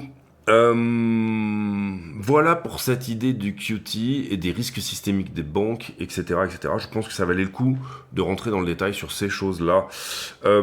Toujours pareil, on lui repose la question un petit peu sur le QT. Pourquoi vous vous ralentissez? Pourquoi vous allez ralentir? Pourquoi au 1er avril vous allez diminuer par 5 le rythme? Cette pente-là va être divisée par 5, hein, il faut le comprendre. Pourquoi ça? Et là, il bégaye un petit peu encore une fois. Il parle des TGA flows qui sont le Treasury General Accounting, le compte général du Trésor, on pourrait traduire ça comme ça. Le compte général du Trésor, oui. Et il parle d'afflux, etc. Enfin bon, il bégaye un petit peu globalement. Il veut surtout éviter de dire qu'ils sont en train de shifter en politique monétaire, parce que ça va totalement à l'encontre, bien évidemment, de ce qu'il veut donner comme impression au marché. Donc au final, conclusion, un Powell qui veut apparaître hawkish, anti-inflation, hawkish étant le contraire de dovish, d'accord, mais le marché qui le perçoit comme un Powell qui est totalement dovish, ok, c'est-à-dire qui est en train de shifter. Beaucoup d'incertitudes, et ça le marché aime pas trop ça en général, donc attention, c'est-à-dire incertitude, il avoue une forme d'incertitude. Le marché adore quand Powell, il sait ce qu'il fait. Quand Powell, il nous dit, non mais ça va là, c'est bon, il n'y a pas de souci, non, machin et tout. Typiquement, le marché avait détesté, par exemple, quand Powell dit, bah, en fait, l'inflation est peut-être pas si transitoire que ça, les gars, voilà, j'ai peut-être un petit peu planté, voilà. Donc, globalement, voilà, en conclusion, je dirais qu'il y a quand même pas mal de ça. Du mal à expliquer ce shift au niveau du QT, que le marché prend plutôt bien, en tout cas depuis, donc c'est très bien. Et cette espèce de volonté d'apparaître confiant alors qu'on sent qu'il l'est pas et qu'il ne sait pas du tout où il va. On peut remarquer aussi, en tout cas je trouve, une totale... oui, on peut utiliser ce mot, circoncision, une totale circoncision des relations entre Trump et... c'est très mal dit, circoncision, c'était pas du tout le... circonspect, oui, un truc comme ça. Bref, en fait, voilà, en tout cas, cette espèce de... Il n'y a aucun lien, il n'y a rien qui ne se passe entre Powell et... alors, il n'est pas censé avoir des choses qui se passent plus que ça, hein, mais quand vous avez un président qui explique quand même plus ou moins sa politique au gars de la Fed, le gars de la Fed va au moins quand même pouvoir avoir des prédictions qui sont accurate, qui sont cohérentes. Là où finalement, aujourd'hui, bah, l'impression que donne Powell, c'est de dire, bah, moi, je sais pas du tout où on va, quoi. Et il le dit pas comme ça, mais entre les lignes, c'est ce qu'on comprend. C'est-à-dire que pour le coup, il y a très peu de liens entre les deux. Allez, Bitcoin, la structure, déjà 48 minutes de vidéo, mais bon, je pense que ça valait le coup de faire ce petit point. Bon, pas grand chose de nouveau sur le daily / 4 heures. Grosso modo, il y a deux choses possibles. Soit, bien sûr, on se retourne maintenant, c'est possible. Pour moi, je le vois pas nécessairement sur cette zone-là, mais je le vois plus ici, c'est-à-dire autour des 91, si on doit le faire, dorénavant, puisqu'on a cassé, je le rappelle, cette espèce de résistance qui se trouvait autour des 85, 84 500. La structure de retournement, elle est pas ouf, elle est beaucoup plus jolie sur Ethereum, où on a un beau triangle rectangle. Bon, là, c'est plus ou moins un W larvé, hein, qui n'est pas optimisé, donc du coup, un W qui rampante comme ça. La ligne de coup, elle est cassée, elle est plus ou moins retestée, je crois, en tout cas. Voilà, on va voir ici si ça tient. Ouais, c'est propre, enfin, le dernier 1 heure, vous le voyez ici, qui a cassé. qui est celui-ci, a cassé. Ce qui a rejeté, vous le voyez, hein, et ça on l'avait prédit, on met pas les niveaux pour rien, hein, on se fait pas chier ici, bien comprendre que la chaîne n'est pas en train de se casser les couilles à mettre des niveaux s'il n'avait pas une certaine pertinence, hein. Donc il n'y a rien de Nostradamus ici dans ce qu'on fait, c'est juste pertinent. D'accord, on cherche de la pertinence, ok. Et là, en l'occurrence, bon, il y a une belle accélération au moment où ça casse à la fois la trend et le niveau, hein, bien évidemment. Une belle accélération et on échoue sur le niveau suivant, ce qui était prévisible et ce qu'on a prévu. La boîte de liquidité qui est là n'est plus. Le soutien désormais il est autour des 82 000. Et on voit deux choses, je trouve, hein, sur cette charte, du bon et du moins bon.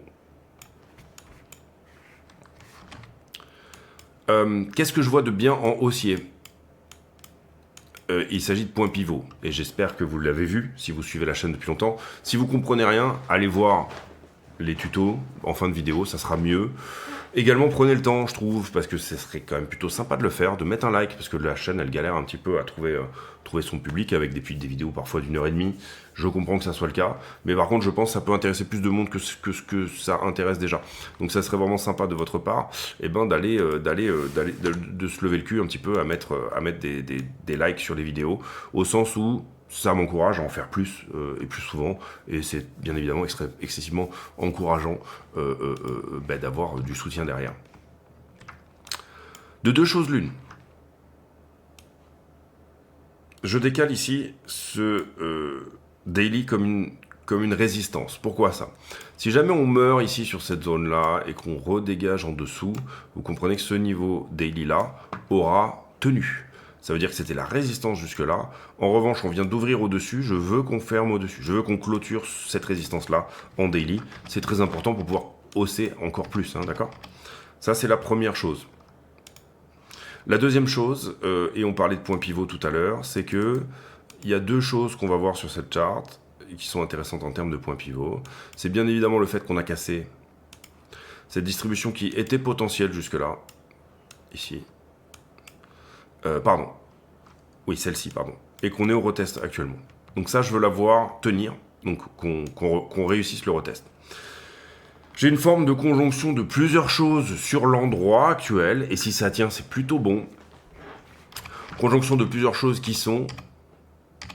Donc, comprenez bien que le point pivot à visiter, pour le coup, ici, c'est 92 738. D'accord ? C'est-à-dire que, petit à petit, j'ai une distribution qui est en train de se coucher. On va pouvoir les effacer derrière, mais en l'occurrence, ici... Comme je couche une distribution, l'idée c'est de revenir au moins au point pivot le moment où cette distribution est à plat. Puisqu'on ne cherche pas à l'inverser, on cherche à la coucher. Donc là, ça, tout à fait dans le scope. Maintenant qu'on a cassé ça, 92 000 et quelques est tout à fait dans le scope. Et c'est possible. Pour ça, il va falloir plusieurs choses. Réussir le retest. Je trouve que le retest se trouve à un bel endroit. Donc temporisation sur le 1 heure là, c'est normal. C'est la défense de ceux qui étaient là, les copains là, qui avaient shorté ici, qui reshortent à nouveau. Pour le moment, il va falloir retourner à l'attaque, parce que là, on en a sorti une partie déjà, mais il faut en plus que le marché soit excessivement shorter là-dessus, mais pas que, il faut qu'il y ait aussi une volonté à l'achat de gens qui se disent, tiens, j'ai raté le mouvement, ça y est, je veux sur ce signal de Powell, je veux du BTC, d'accord ? Ensuite, la chose suivante qu'on peut éventuellement voir, c'est de se dire qu'il y a peut-être une inversion de polarité qui est en train de se faire ici. C'est-à-dire que là où auparavant on avait une résistance, cette résistance peut désormais peut-être éventuellement se transformer en support. Et j'ai également la conjonction de non seulement un support potentiel, puisque pour le moment ça reste un peu potentiel l'histoire, mais également une accumulation. Donc ça c'est propre pour du soutien. C'est-à-dire que j'ai quelque chose de... D'abord, on va faire très simple. Qu'est-ce que je ne veux pas voir ? Je veux pas voir qu'on ait juste pris de la liquidité au-dessus de ça pour finalement se dégager en bas.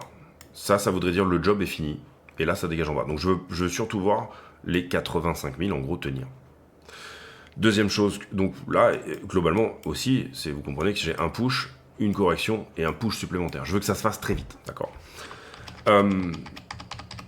Sinon, si je vois globalement le push dégagé vers le bas, ce qu'on verra c'est quoi ?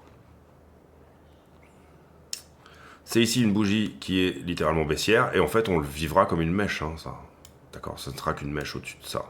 Donc là où, par exemple, imaginez que j'avais un range comme ça, typiquement, Il commence par dévier en dessous de ce range, et puis ensuite il trouve tout ça, et puis ensuite finalement il n'arrive pas à s'installer au-dessus, il prend juste la liquidité et il réintègre le range. Donc ça on veut surtout pas le voir, d'accord? Donc on veut pas voir BTC revenir sur cette zone des 80-84 là, et on veut qu'il réussisse son retest et qu'il redégage encore vers le haut pour aller à minima, hein, pour le moment c'est ce qu'on regarde dans cette zone là. Personnellement je regarderais plutôt celle-ci, parce que 90 je trouve a plus d'intérêt que 95, parce qu'on a une belle trend, hein, et que là pour le coup elle nous a très largement rejeté par le passé, donc on peut pas vraiment dire que ça sera son moment pour casser, d'accord? Donc grosso modo voilà, moi je regarde plutôt cette zone là, mais regardez le point pivot un peu au-dessus, pourquoi pas. Et si avec par bonheur on attaquait la liquidité qui est là, bah, il y a peu de chances qu'on échoue. Enfin, les endroits où on peut échouer plutôt se retrouvent autour des 95 dans un premier temps, je dirais 102 ensuite, et après 106, d'accord, grosso modo. Donc là, vous avez tous vos 3 TP qui sont tout dessinés. Avec bien sûr la cassure d'un élargissement, qui est celui-ci, et si on casse cet élargissement-là, la target se retrouve à 130 000 à peu près. Okay. Pour le moment, on ne sait pas où il va casser, on ne sait pas quand il va casser. On estime qu'on a probablement son amplitude, même si on peut toujours faire une 5 ici. Donc voilà, pour le moment, cette figure, c'est pas qu'elle n'existe pas, c'est qu'elle n'est pas cassée. D'accord? Donc elle est en cours. Voilà. Donc attention si on fait ça c'est une première chose. C'est-à-dire on peut tout à fait faire 90/70 et vous vous rappelez que c'est la zone 90 à 70 où on a peu de volume profile parce que en termes d'action de prix, on a fait peu de choses dans cette zone-là. Donc ça serait tout à fait possible et imaginable qu'on reste coincé pendant un certain temps dans cette boîte-là. D'accord? Donc attention à pas se dire c'est bon, c'est le bottom ultime, etc. Toutes ces choses-là. On peut jouer du bottom en runner, c'est pas du tout un problème de le faire. Maintenant, rester coincé dans cette box-là, pour le moment, c'est presque le scénario le plus probable parce qu'on n'a pas juste fait prise de liquidité là-dessous et on réintègre, on a l'impression qu'en termes de temporalité, on est plutôt en train de s'installer dans le coin, d'accord? Donc qu'est-ce que ça voudrait dire? Ça veut dire, attention, il faudra peut-être se hedge ici sur la zone des 90, parce qu'il existe une possibilité de faire typiquement une vague supplémentaire dans cet élargissement-là. Okay, donc voilà, typiquement, voilà, cette espèce de zone 70-90, et ensuite on monte lentement pour finalement la couvrir, et vous comprenez qu'ici en un aller-retour, si ça se fait par exemple relativement doucement, avec pas mal de corrections et au retour, ben on aura couvert la zone, il n'y a pas de problème là-dessus, ok? Et on ne remet pas en cause la structure, et il n'y a rien de baissier là-dedans, parce que vous comprenez que sur le fond, on reteste juste l'inversion de polarité de ce qui ne passait pas avant, à savoir les 70 000 $, l'ancien ATH, le tout premier. Et même sur le long terme, je vous ai pas mal montré des figures qui nous disaient qu'on est au retest un peu de tout ça. Même sur le long terme, y compris l'état séance et compagnie, enfin tous les trucs qu'on peut voir sur le market cap total, ça ne remet rien en cause non plus. J'espère que vous me suivez, que c'est pas trop confus. Bref, en l'occurrence, voilà un peu comment je vois les choses sur BTC, et on va aller voir du coup Ether. Ether, alors c'est un petit peu le bordel. Non, ça va. Ether, j'en ai beaucoup parlé d'Ether hier parce qu'il nous a fait un joli rebond, il nous a fait une prise de liquidité avant Bitcoin, etc. Donc ça, c'est plutôt pas mal. Maintenant, pour le moment, il n'a pas encore cassé ça. Et je veux qu'il le fasse pour au minimum revenir ici. D'accord? Donc Ether contre Bitcoin, globalement, pas de nouveauté. C'est toujours très baissier. Et c'est toujours baissier au momentum le plus agressif de tous. Ok? Ether dollar. Ether contre le dollar, ben là vous voyez que pour le coup on a super bien anticipé les zones de rejet. On avait dit ici attention là. Et vous voyez que pour le coup il n'y avait pas vraiment de niveau. C'était pas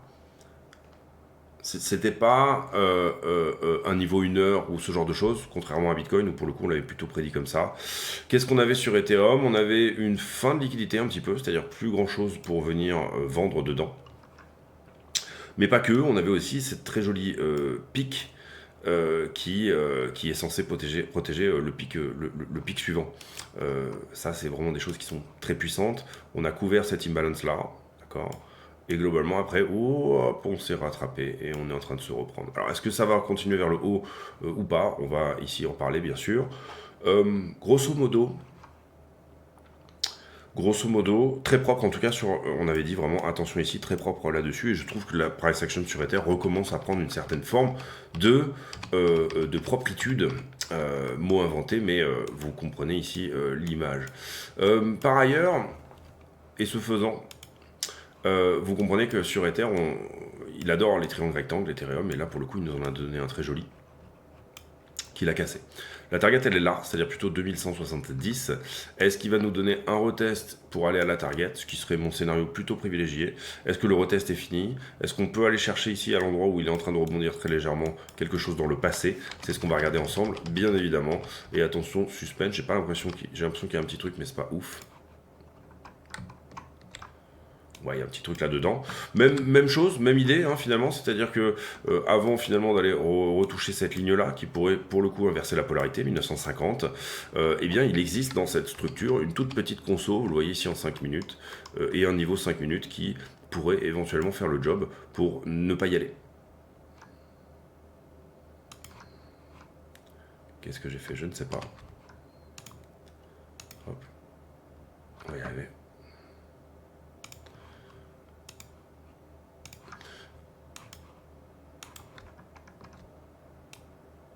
Vous voyez que je prends l'ouverture ici, est-ce qu'on l'a touché? Non. D'accord. Donc pour moi ça peut aller plus bas. En fait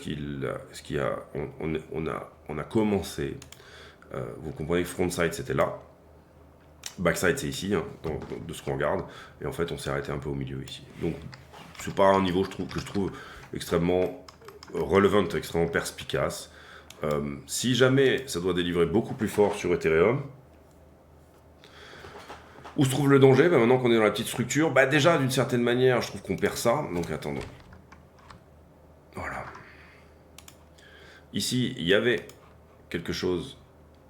Alors déjà en 15, on peut enlever celui-ci. Il n'a pas joué celui-là, d'accord. En 15 minutes, il y avait un petit truc à tenir ici qui n'a pas tenu. Je vous le mets pour le côté de l'aspect un peu didactique, mais voilà. Vous voyez ici qu'en 15 minutes, il est perdu. Si je dois lui donner une chance, c'est même pas du 1 heure. Il faudrait que ça soit du 4 heures, avec 2 touches, 3 touches. Je trouve que c'est pas très beau. Et si je lui donne une chance en 4 heures, je dois le relever. Hein. Vous comprenez ici que... Ah non, pardon, excusez-moi. Donc voilà. Est-ce qu'il tient en 4 heures? C'est-à-dire on a ouvert cette bougie là à 13 heures, il y a 5-6 minutes. Est-ce qu'on lui donne 4 heures pour dire c'est une prise de liquidité 4 heures? Je trouve que c'est pas très cohérent. D'accord, sur une toute petite structure comme ça, on va le mettre, mais je trouve que c'est pas hyper cohérent. Donc ce 5 minutes là n'a pas été touché, on l'a dit. En tout cas backside. On n'est pas loin, mais il n'a pas été touché. Oui, et une certaine forme d'autres risques qui pourraient éventuellement se mettre en place, typiquement, et c'est peut-être ce qu'on est en train de voir là actuellement, c'est finalement de rééditer cette impulsion à la fin de la petite correction haussière que vous avez vue là, pour aller reprendre 1950. D'accord? Scénario privilégié pour moi, c'est quand même plutôt qu'on va continuer à délivrer là, que le 5 minutes ne tiendra pas, et qu'Ether va retester sa ligne de coup du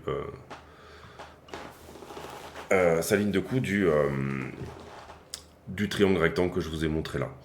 Est-ce que ce niveau 4 heures là va tenir? C'est-à-dire est-ce que dans les 4 heures qui arrivent là, avant 17 heures, on arrive à toucher ça et à remonter pour retenir? C'est plutôt ça la question que pose le 4 heures, je trouve. Si c'était le cas, ce serait plutôt une bonne chose. Ça voudrait dire que tout ça se fait rapidement et qu'on laisse un minimum de temps aux longues de rentrer, d'accord? Donc ça reste une mèche en 4 heures. Et une mèche en 4 heures donne peu de temps aux longues puisque le mouvement se fait rapidement. Donc je vais pas mettre ce 5 minutes là parce que je trouve qu'il déjà il n'a pas été touché, puis en plus je trouve qu'il n'est pas hyper intéressant. On va garder quand même le 1 heure précédent. Hop, comme ça. Et on va faire la même chose que sur BTC, c'est-à-dire vous comprenez ici qu'il s'est passé des choses en daily. Qui globalement... Donc ça on va le garder et on va faire comme ça. Hop.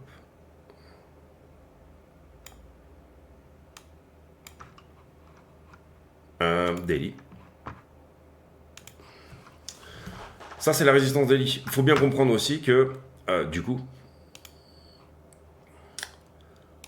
ravaler, faire une avalante, une bougie d'avalement, là, c'est le drame. Pourquoi c'est le drame? Parce que le niveau daily ici n'est pas perdu, et ça ouvre la porte à toutes les fenêtres, puisque, bien évidemment, on reste un peu dans cette zone-là, finalement, d'accord? On vient juste de, pour le coup, si vous aviez un range qui était comme ça en daily sur Ethereum, Ethereum ne veut pas clôturer en dessous de ça, et il ne veut pas clôturer au-dessus de ça, et bien là, pour le coup, on a une belle déviation, et puis réintégration, et finalement, derrière, ça ouvre la porte à 1005 sur Ethereum, si vous préférez, d'accord? Donc on veut vraiment ici qu'ils tiennent quand même les 1950, bien sûr.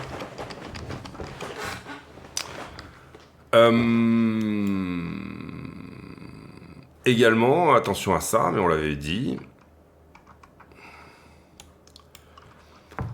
Si ce qu'on voit, c'est ce que je vous ai expliqué avant, c'est-à-dire typiquement bougie d'avalement en daily, à ce moment-là, ce que ça ouvre comme possibilité, c'est tout simplement qu'on réédite une impulsion supplémentaire sur Ether, 1419, d'accord? Si on voit typiquement une bougie d'avalement, réintégration du range et perte de cette accumulation-là, vous comprenez que ça ouvre la porte à un bear flag. Tout ça, c'était la correction haussière de l'impulsion précédente sur Ethereum. Si Ethereum réédite l'impulsion précédente en haut de sa correction, mouvement de AB égale CD, et bien à ce moment-là, c'est target 1427. Ok ? Je pense qu'on va voir si le marché est optimiste ici ou s'il est pessimiste. D'accord? Le triangle rectangle est mignon. L'explosion haussière derrière est mignonne aussi. La target est plus haut. Un rejet sur le attention ici. Hein, et c'est là où j'avais dit qu'il y a matière ici à prendre quelques profits si vous êtes en trade sur Ethereum depuis le bottom. Et vous voyez que ça c'était plutôt bien senti. Et la prochaine zone est en 2270. La zone suivante étant, on a déjà parlé hier, mais grosso modo 2600$. Et la zone suivante après derrière étant plutôt autour des 3004. Grosso modo, pour faire simple, 2005, 3000, 3005 sur Ethereum en prise de profit. Calculez vos niveaux de manière un petit peu plus décente que juste des chiffres ronds, mais globalement, c'est, je trouve, à peu près ce qui est cohérent de faire sur vos runners, si jamais vous en laissez sur cette position. Le total 3, comme d'habitude. Pour le moment, ça veut pas, je trouve, hein, en tout cas. Alors ici, j'ai noté un 4 heures qui, en fait, est un daily dorénavant, qui est plutôt au refus. C'est dommage que... Enfin non, c'est pas dommage, mais voilà. Il est en gros, vous voyez qu'il est au refus par ici à peu près. D'accord? Sur le total 3, c'est un peu un range en ce moment, hein, d'accord? Vous comprenez ici, cette borne et cette borne, globalement, les alts savent pas trop où elles vont, hein, pour le moment. Cette notion un peu du QT, etc., aurait dû propulser les alts un peu plus haut. Et vous voyez que sur la journée d'hier, on a été globalement très stable, en fait. Hein. C'est resté... Il n'y a pas eu ce type d'accélération, typiquement, d'accord? Qui était, ça je pense que c'était l'annonce de Dodo, de Donald, sur la réserve stratégique dans son tweet. Et puis après, finalement, c'est globalement un peu foireux comme annonce hein, derrière. Je veux voir ce 4 heures cassé sur les alts et pour à minima venir casser cette trend. Si on casse cette trend, c'est plutôt bon.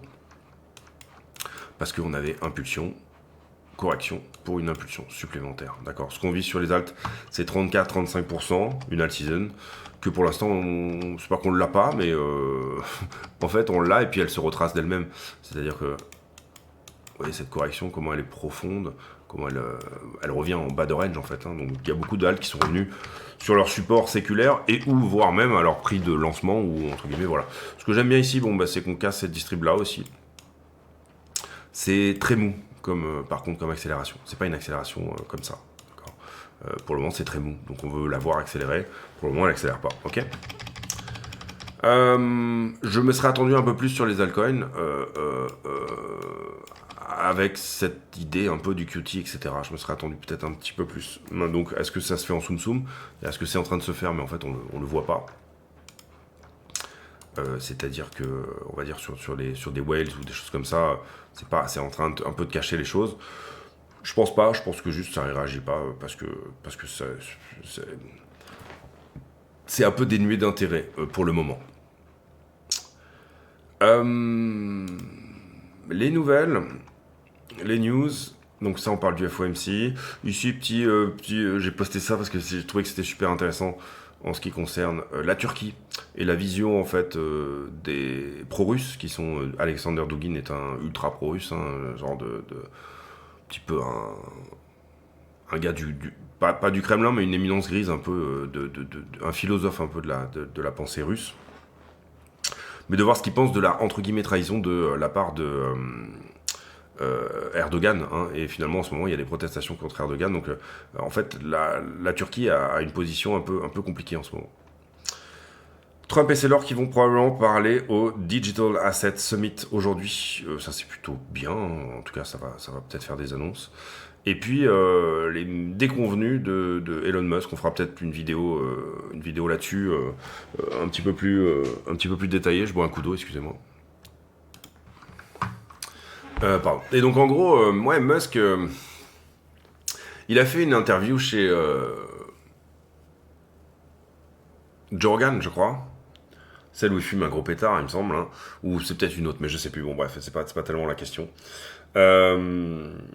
Où on lui dit mais pourquoi vous vous lancez pas en politique et tout, etc. Et en fait à cette époque-là, il dit non mais moi c'était peut-être même, il avait peut-être même réédité la chose dans une interview française. C'était peut-être, je sais plus quel gros, journaliste, peut-être Laurence Ferrari ou autre, qui l'interviewait. Il en avait parlé aussi.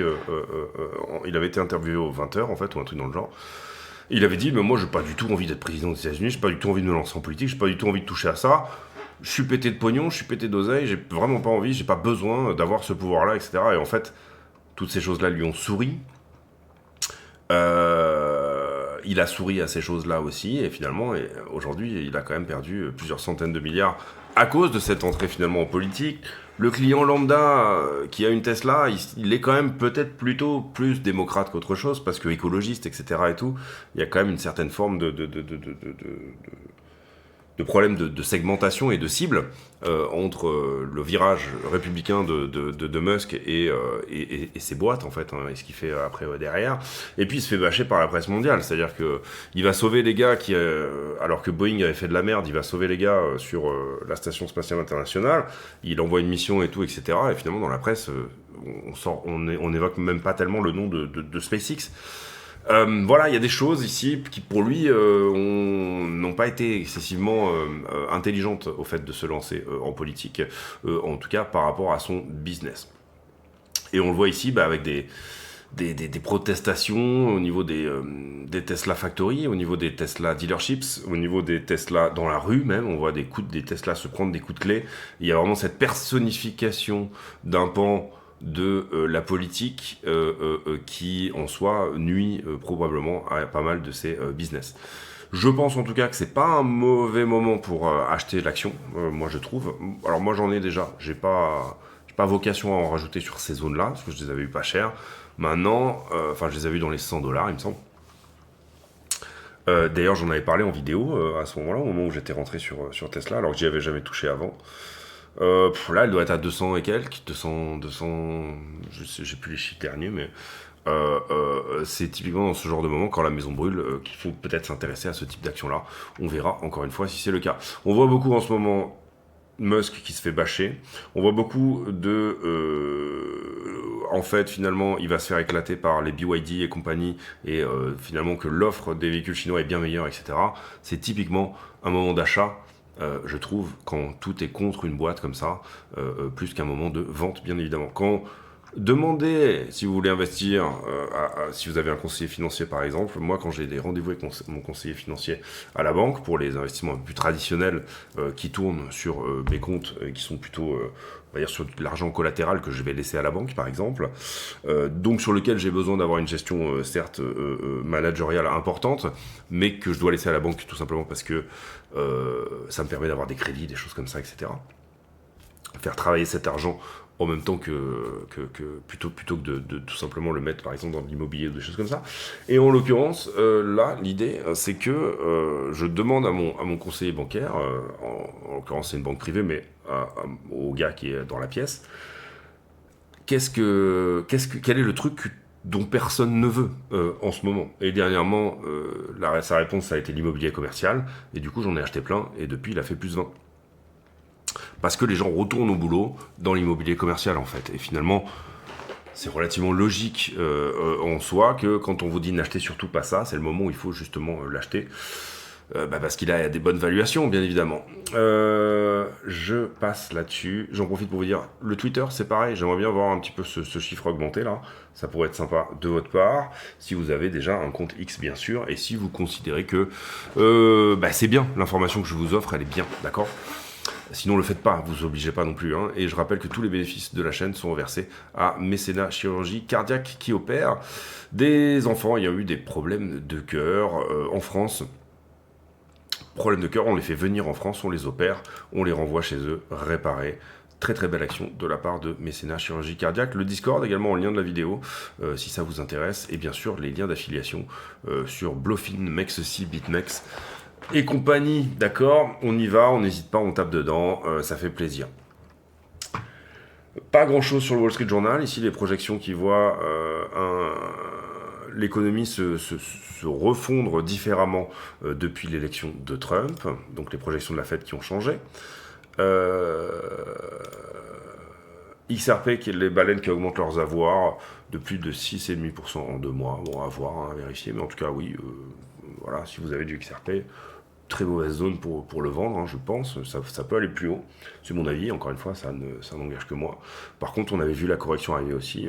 Il y avait un petit peu trop de hype sur le moment présent. La Fed qui garde ses taux inchangés, blablabla, on en a beaucoup parlé. On passe aussi là-dessus, puisque c'est un peu la même chose. Beware of cracked TradingView, it's a crypto stealing Trojan. Attention, je savais même pas qu'il y a des versions craquées de TradingView, mais faites attention, si vous avez installé ce truc-là, il semblerait que c'est fait pour vous voler votre crypto. Hein. Attention globalement à tous les cracks, hein, d'une manière générale. Surtout, on va dire, si vous jouez avec des gros enjeux en termes de crypto et que vous avez tendance à utiliser le même ordinateur pour faire vos transferts de crypto, etc., voilà, je dirais que d'une manière générale, c'est plutôt vos phrases et au moment de copier-coller les adresses. Il y a 2 moments sensibles, c'est ne jamais digitaliser une phrase secrète. Votre phrase de 24 mots ne doit jamais être prise en photo, ne doit jamais être écrite, ne doit jamais être écrite, je parle tapée à l'ordinateur, elle ne doit être que au moment où vous l'avez écrite sur un papier, une plaque d'acier, etc. Si vous utilisez du multisig, c'est différent. Mais si déjà on commence à parler un peu de somme, évitez ce genre de choses. Évitez aussi d'avoir un ordinateur où vous touchez du crack. Par exemple, je sais qu'il y a pas mal de musiciens, de choses comme ça, etc. Il y a eu beaucoup de crack dans le domaine musical, toutes ces choses-là. Encore plus ici, vous comprenez que la cible du crack, elle est géniale. Parce que TradingView, la plupart des crypto guys l'utilisent et en même temps foutent craquer, donc TradingView, et y foutre dedans un cheval de Troie pour vous voler vos cryptos, il y a quand même du sens, plus que d'aller le faire sur un plugin VST de son ou quoi que ce soit. Mais par contre, faites quand même gaffe à ça.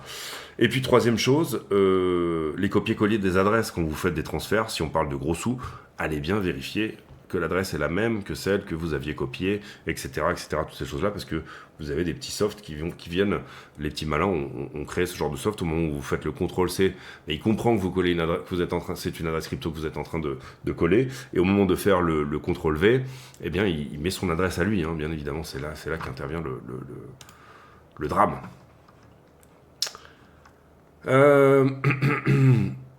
Donc là, c'est exactement ce que je vous ai dit. Alors on a mis 1 heure à le dire, j'aurais pu juste lire ce truc-là. Maintenant, je trouve que c'est beaucoup plus intéressant et je vous encourage à aller au fond des choses. Très souvent, par exemple, la presse va vous présenter quelque chose. Typiquement, par exemple, sur le cessez-le-feu dernièrement, sur le cessez-le-feu de Poutine, la presse présentait les choses comme Poutine accepte le cessez-le-feu qui est proposé par l'Ukraine, etc. Non, pas du tout. Déjà, c'était une trêve de 30 jours, et Poutine l'a gentiment refusé. Mais il fallait aller voir l'interview réellement alors je vous dis pas d'apprendre le russe pour aller comprendre les interviews. Non, vous avez forcément un journaliste français qui va traduire. Je vous dis pas d'être non plus un intégriste dans ces choses-là, mais soyez au moins intègre, d'accord ? à défaut d'être intégriste. Et c'est-à-dire là, pour le coup, prenez ce petit temps, enfin en tout cas je le trouve. Alors vous avez pris, par exemple, je vous ai parlé de ce que je pensais de Powell pendant 50 minutes. Peut-être que ça serait plus intéressant de ne pas avoir mon biais en l'occurrence. Alors je sais qu'il y a des gens qui sont intéressés par mon biais, ça c'est autre chose, mais et d'aller voir vous-même déjà ce que vous en pensez. Moi derrière je donne des explications, donc c'est peut-être aussi plus simple, enfin plus complet d'avoir l'entourage de tout ça. Maintenant, voilà, je vous encourage vraiment ici à aller chercher vous-même vos propres infos parce que c'est ça qui fait le succès, hein, je trouve. Le temps passé, finalement, vous avez partie qui tient au talent et l'autre partie qui tient au travail. Je pense qu'il y a des choses innées hein, dans tous les cas, mais que le talent se travaille et que les gens qui ont du talent en fait, sont des faux travailleurs.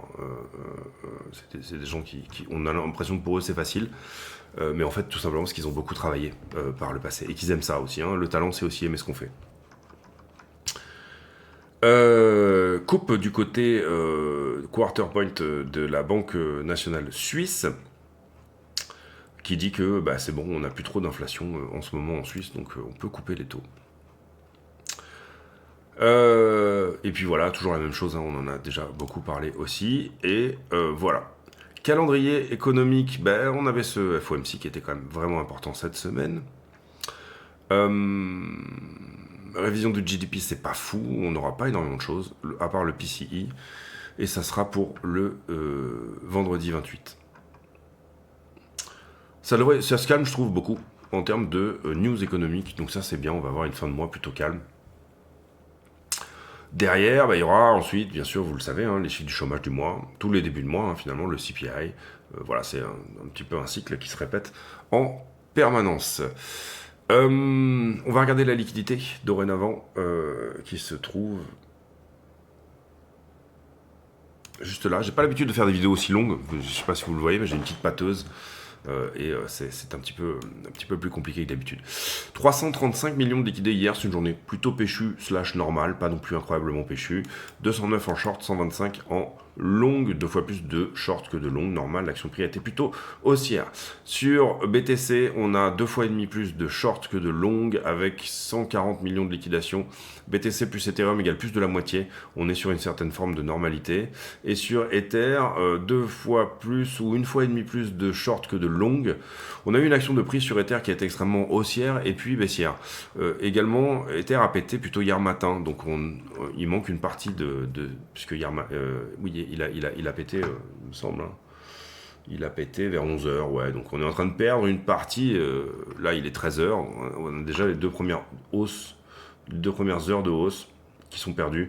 Donc finalement, un passage de 1930 $, à peu près 2000 $, 70 $ de conversion vers le haut qui sont perdus en termes de liquidation sur Ethereum.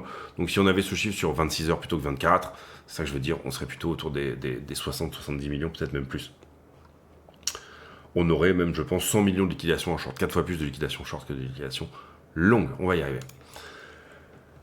Carnet d'ordre, c'est plutôt vide à la vente, avant en tout cas 87 500 $, qui a été presque touché ici, mais qui n'a pas été touché, avec 268 bitcoins à l'achat. Donc voilà.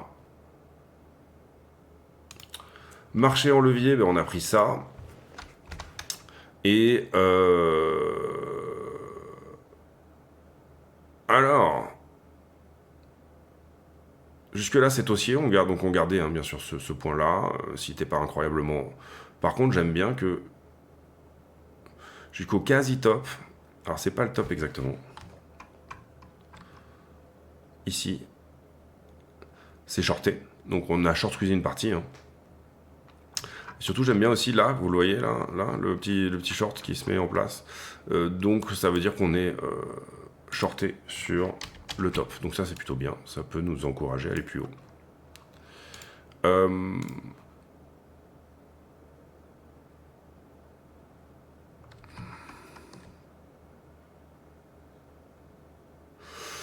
voyez l'augmentation de l'open interest, beaucoup de contrats qui sont créés hein, sur cette période-là de montée.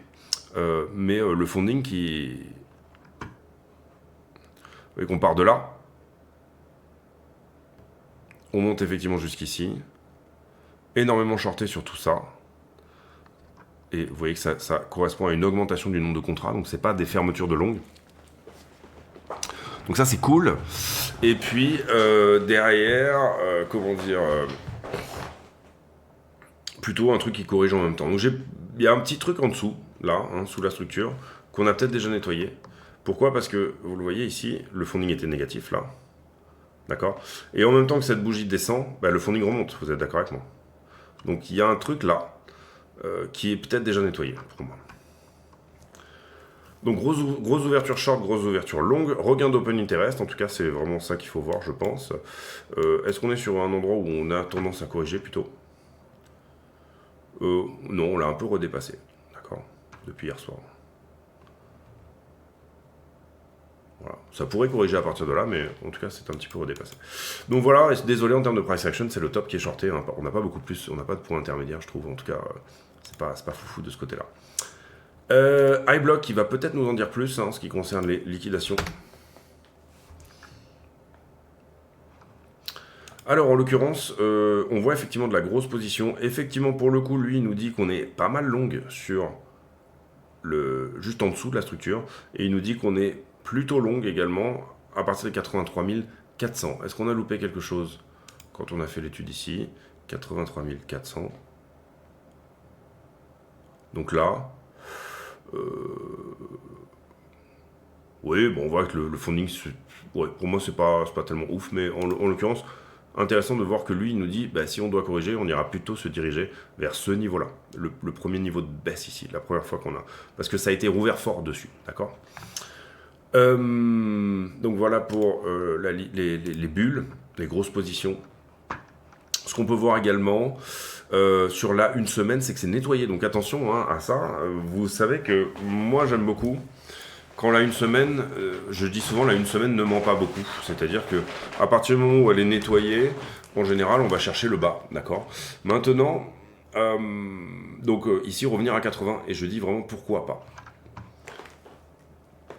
Maintenant, ce qu'on veut voir, c'est que ici les shorts se réveillent, et vous voyez que c'est pas plus le cas que ça.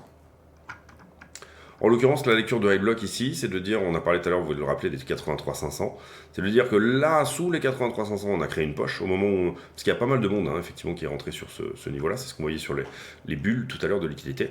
Ensuite, on se reprend, boum, on fait le mouvement qui efface un petit peu et qui annihile, donc ça vient vendre, hein, vous comprenez, ici, dans ces zones-là, c'est les contrats qui sont vendus dans les liquidations des autres, évidemment. Et puis derrière, la poche qu'on a recréée en face, moi, je la vois plus importante sur mon analyse, ici. Ici, je trouve qu'on est beaucoup shorté en haut. C'est pas ce que semble dire iBlock.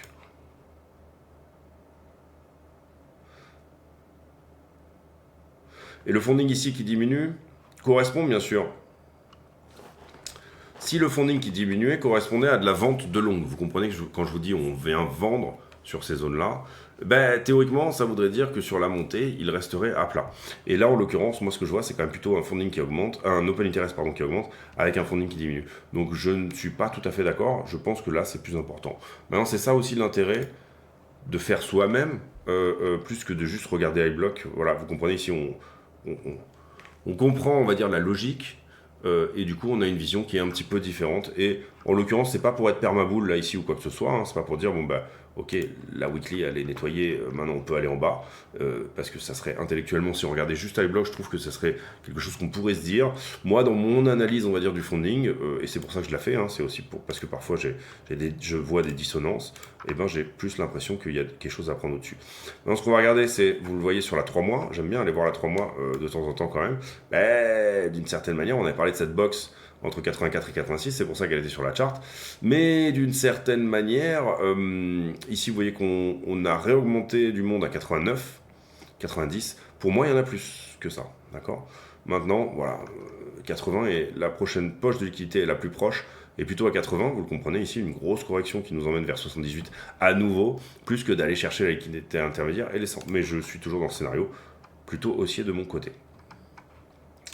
Et Ether, vous voyez, pour le coup, il a traversé sa poche de liquidité. Maintenant, ce qu'on veut, c'est qu'il soit tellement shorté qu'on n'ait pas besoin. Vous voyez qu'il y a un petit truc à 1938. Si jamais on va dans le scénario que je vous montrais tout à l'heure, qui serait de descendre à 1950, ce serait peut-être plutôt 1938 qu'il faudrait aller chercher. Et puis, est-ce qu'on peut tout à fait aller prendre, maintenant que la One Week est nettoyée, on peut tout à fait aller dans ces zones-là, mais j'y crois pas trop. Je pense plutôt que le bottom est trouvé et que désormais, ça, c'est plutôt rassurant de voir qu'on est shorté sur la zone des 2002 parce que ça rajoute de la fraîcheur dans ces zones de liquidité autour des 2002. Vous vous rappelez qu'on a montré 2170 en prochain TP sur Ethereum. Et le fait qu'on soit allé pas loin nous a rajouté ici du monde dessus. Vous voyez que c'est paix de lapin par rapport à ce qu'on pourrait aller chercher si on allait par exemple à 2008 et 2005. Grosso modo, 2005, 2008, j'aurais même dit 3000 ici. 2005, 3000, 3005, j'en ai parlé ici pour les TP consécutifs sur Ethereum en termes de poche de liquidité. On retourne sur le prix et on fait la conclusion de cette vidéo. On va retourner sur le prix, on va y aller sur de la petite UT, c'est-à-dire du 5 minutes comme on a pour habitude de faire. Grosso modo,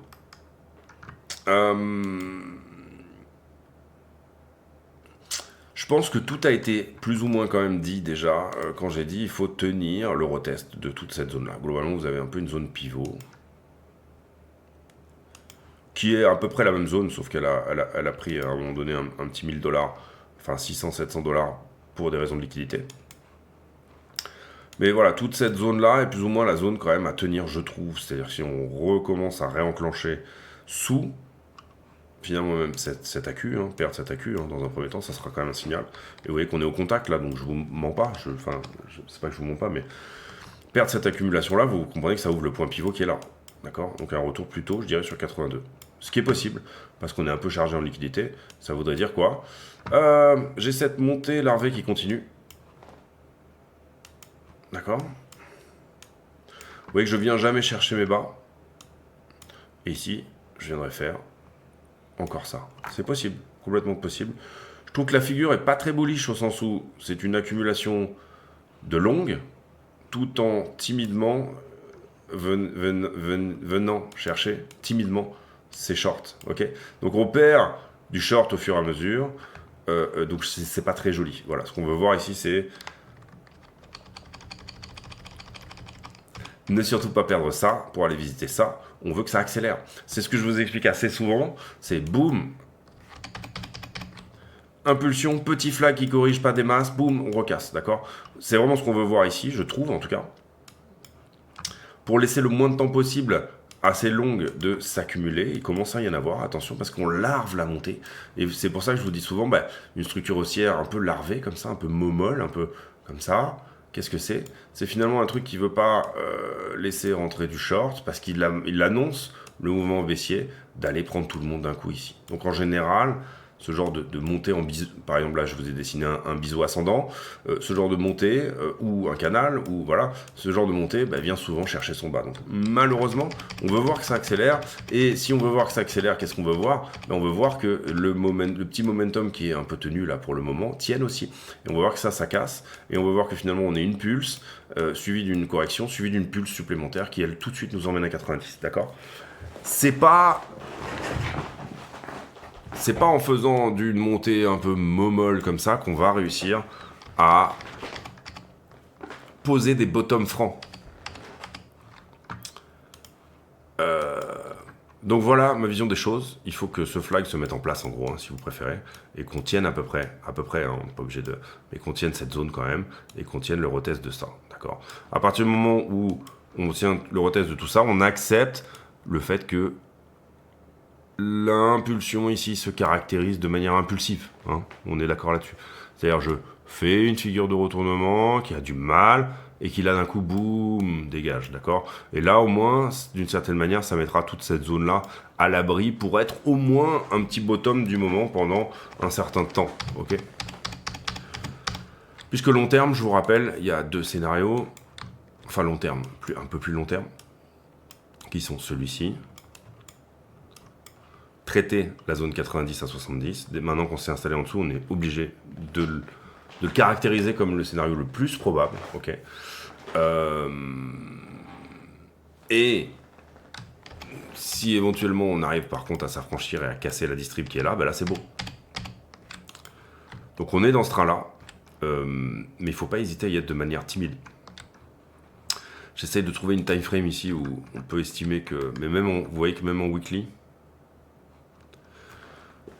c'est ce on l'a déjà pas mal bossé hein, sur la chaîne, ce scénario qu'on est tenu ici, le truc weekly. Mais vous voyez l'avalement qui se fait derrière après la mauvaise... Donc là, et en plus là on a clôturé le niveau weekly, hein, celui-là il est mort. Hein. Alors que ça aurait été tellement mignon, tellement beau, de garder cette compression weekly avec juste la mèche dessous, d'accord? Typiquement, comme on a gardé celui-ci. D'accord? La mèche. Niveau weekly préservé, boum, boum, boum, boum, boum, ça dégage. Ok. Ici, malheureusement, sur une time frame weekly, c'est pas joli.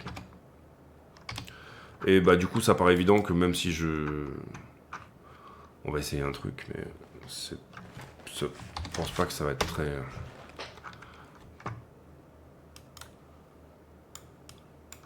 Non, c'est même pas intéressant, vous voyez. Là, ici, j'ai essayé de taper 2 semaines, en gros 14 jours glissants. On est en dessous aussi, voilà. Ça va être du monthly derrière. Monthly, hein. Bitcoin peut aller à zéro en un mois, hein, donc il n'y a pas vraiment d'intérêt à regarder, enfin je trouve, hein, en tout cas du monthly, sauf à regarder la charte sur une dizaine d'années.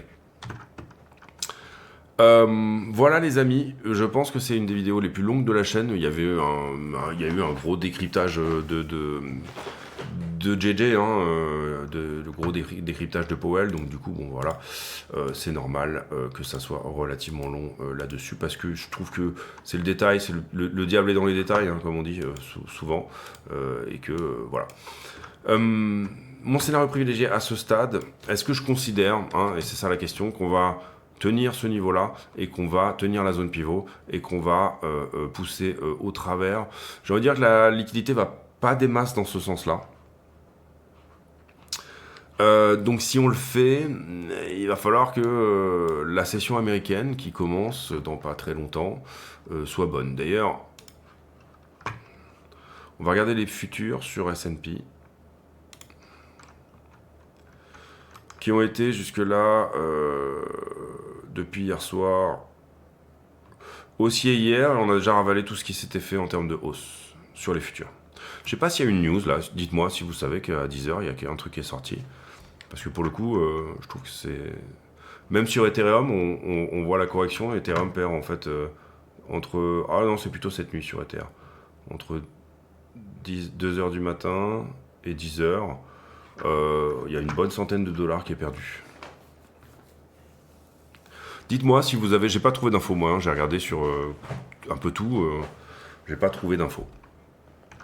Donc grosso modo, ici, on peut s'attendre à ce que l'ouverture sur S&P, elle se fasse là, donc à peu près par là. Hein. Vous voyez que ce gap a été clôturé. Vous voyez aussi que le danger, c'est de devoir venir chercher ce gap-là, donc que ça ne soit pas un gap de rupture sur S&P. D'accord. Donc ça veut dire BTC revient à 80K, puisqu'en ce moment, ils sont quand même pas mal corrélés. Surtout sur les tarifs et toutes ces choses-là, hein, finalement sur la politique. L'inflation reste le seul lien de corrélation entre S&P et les digital assets. Pour moi, mon scénario privilégié quand même sur le S&P, c'est qu'on retourne à 6000. À minima, après on verra. Et d'ailleurs, on voit, alors c'est peut-être pas forcément... Pardon. On va faire comme ça. Pas forcément ce qui va se passer, hein, mais je trouve que la structure de retournement sur S&P elle est plutôt mignonne, cette épaule tête épaule ici, inversée, qu'elle a été retestée, qu'elle a réussi son retest. Hier, cette petite news au niveau de l'inflation qui certes est ravalée, mais je pense que ça peut continuer maintenant, hein. C'est-à-dire ça nous donne par exemple une flat ABC, cette impulsion-là recorrigée à partir du niveau qui est là, boum, on est déjà à 5840, on a fait la moitié du job, peut-être petite correction autour des 5840, parce que là il y a un petit niveau ici, vous voyez, de rejet, 5163, et globalement, voilà, pour moi, le vrai rejet pourrait se faire là. C'est un scénario, hein, mais voilà, ici, tac, tac, oui, voyez un peu les niveaux. Est-ce que là, on est en train de refuser? C'est possible. Maintenant, je ne le vois pas nécessairement refuser déjà. D'accord. Je pense que ça serait vraiment, pour le coup, un excessivement petit retracement que de s'arrêter là. Ça reste possible, mais ça serait un petit retracement tout petit. Et en l'occurrence, bon, on a quand même cassé la trend qui est là. On peut peut-être se dire que ça va nous donner à minima un truc dans ce genre-là, et ou mieux, hein, c'est-à-dire nouvelle ATH. À voir, on verra, et advienne que pourra derrière, mais grosso modo, la structure de retournement, elle est là, hein, sur le S&P, elle est là. La structure de retournement, je trouve qu'elle est bien là sur Ether. Sur Bitcoin, elle est un peu moins claire.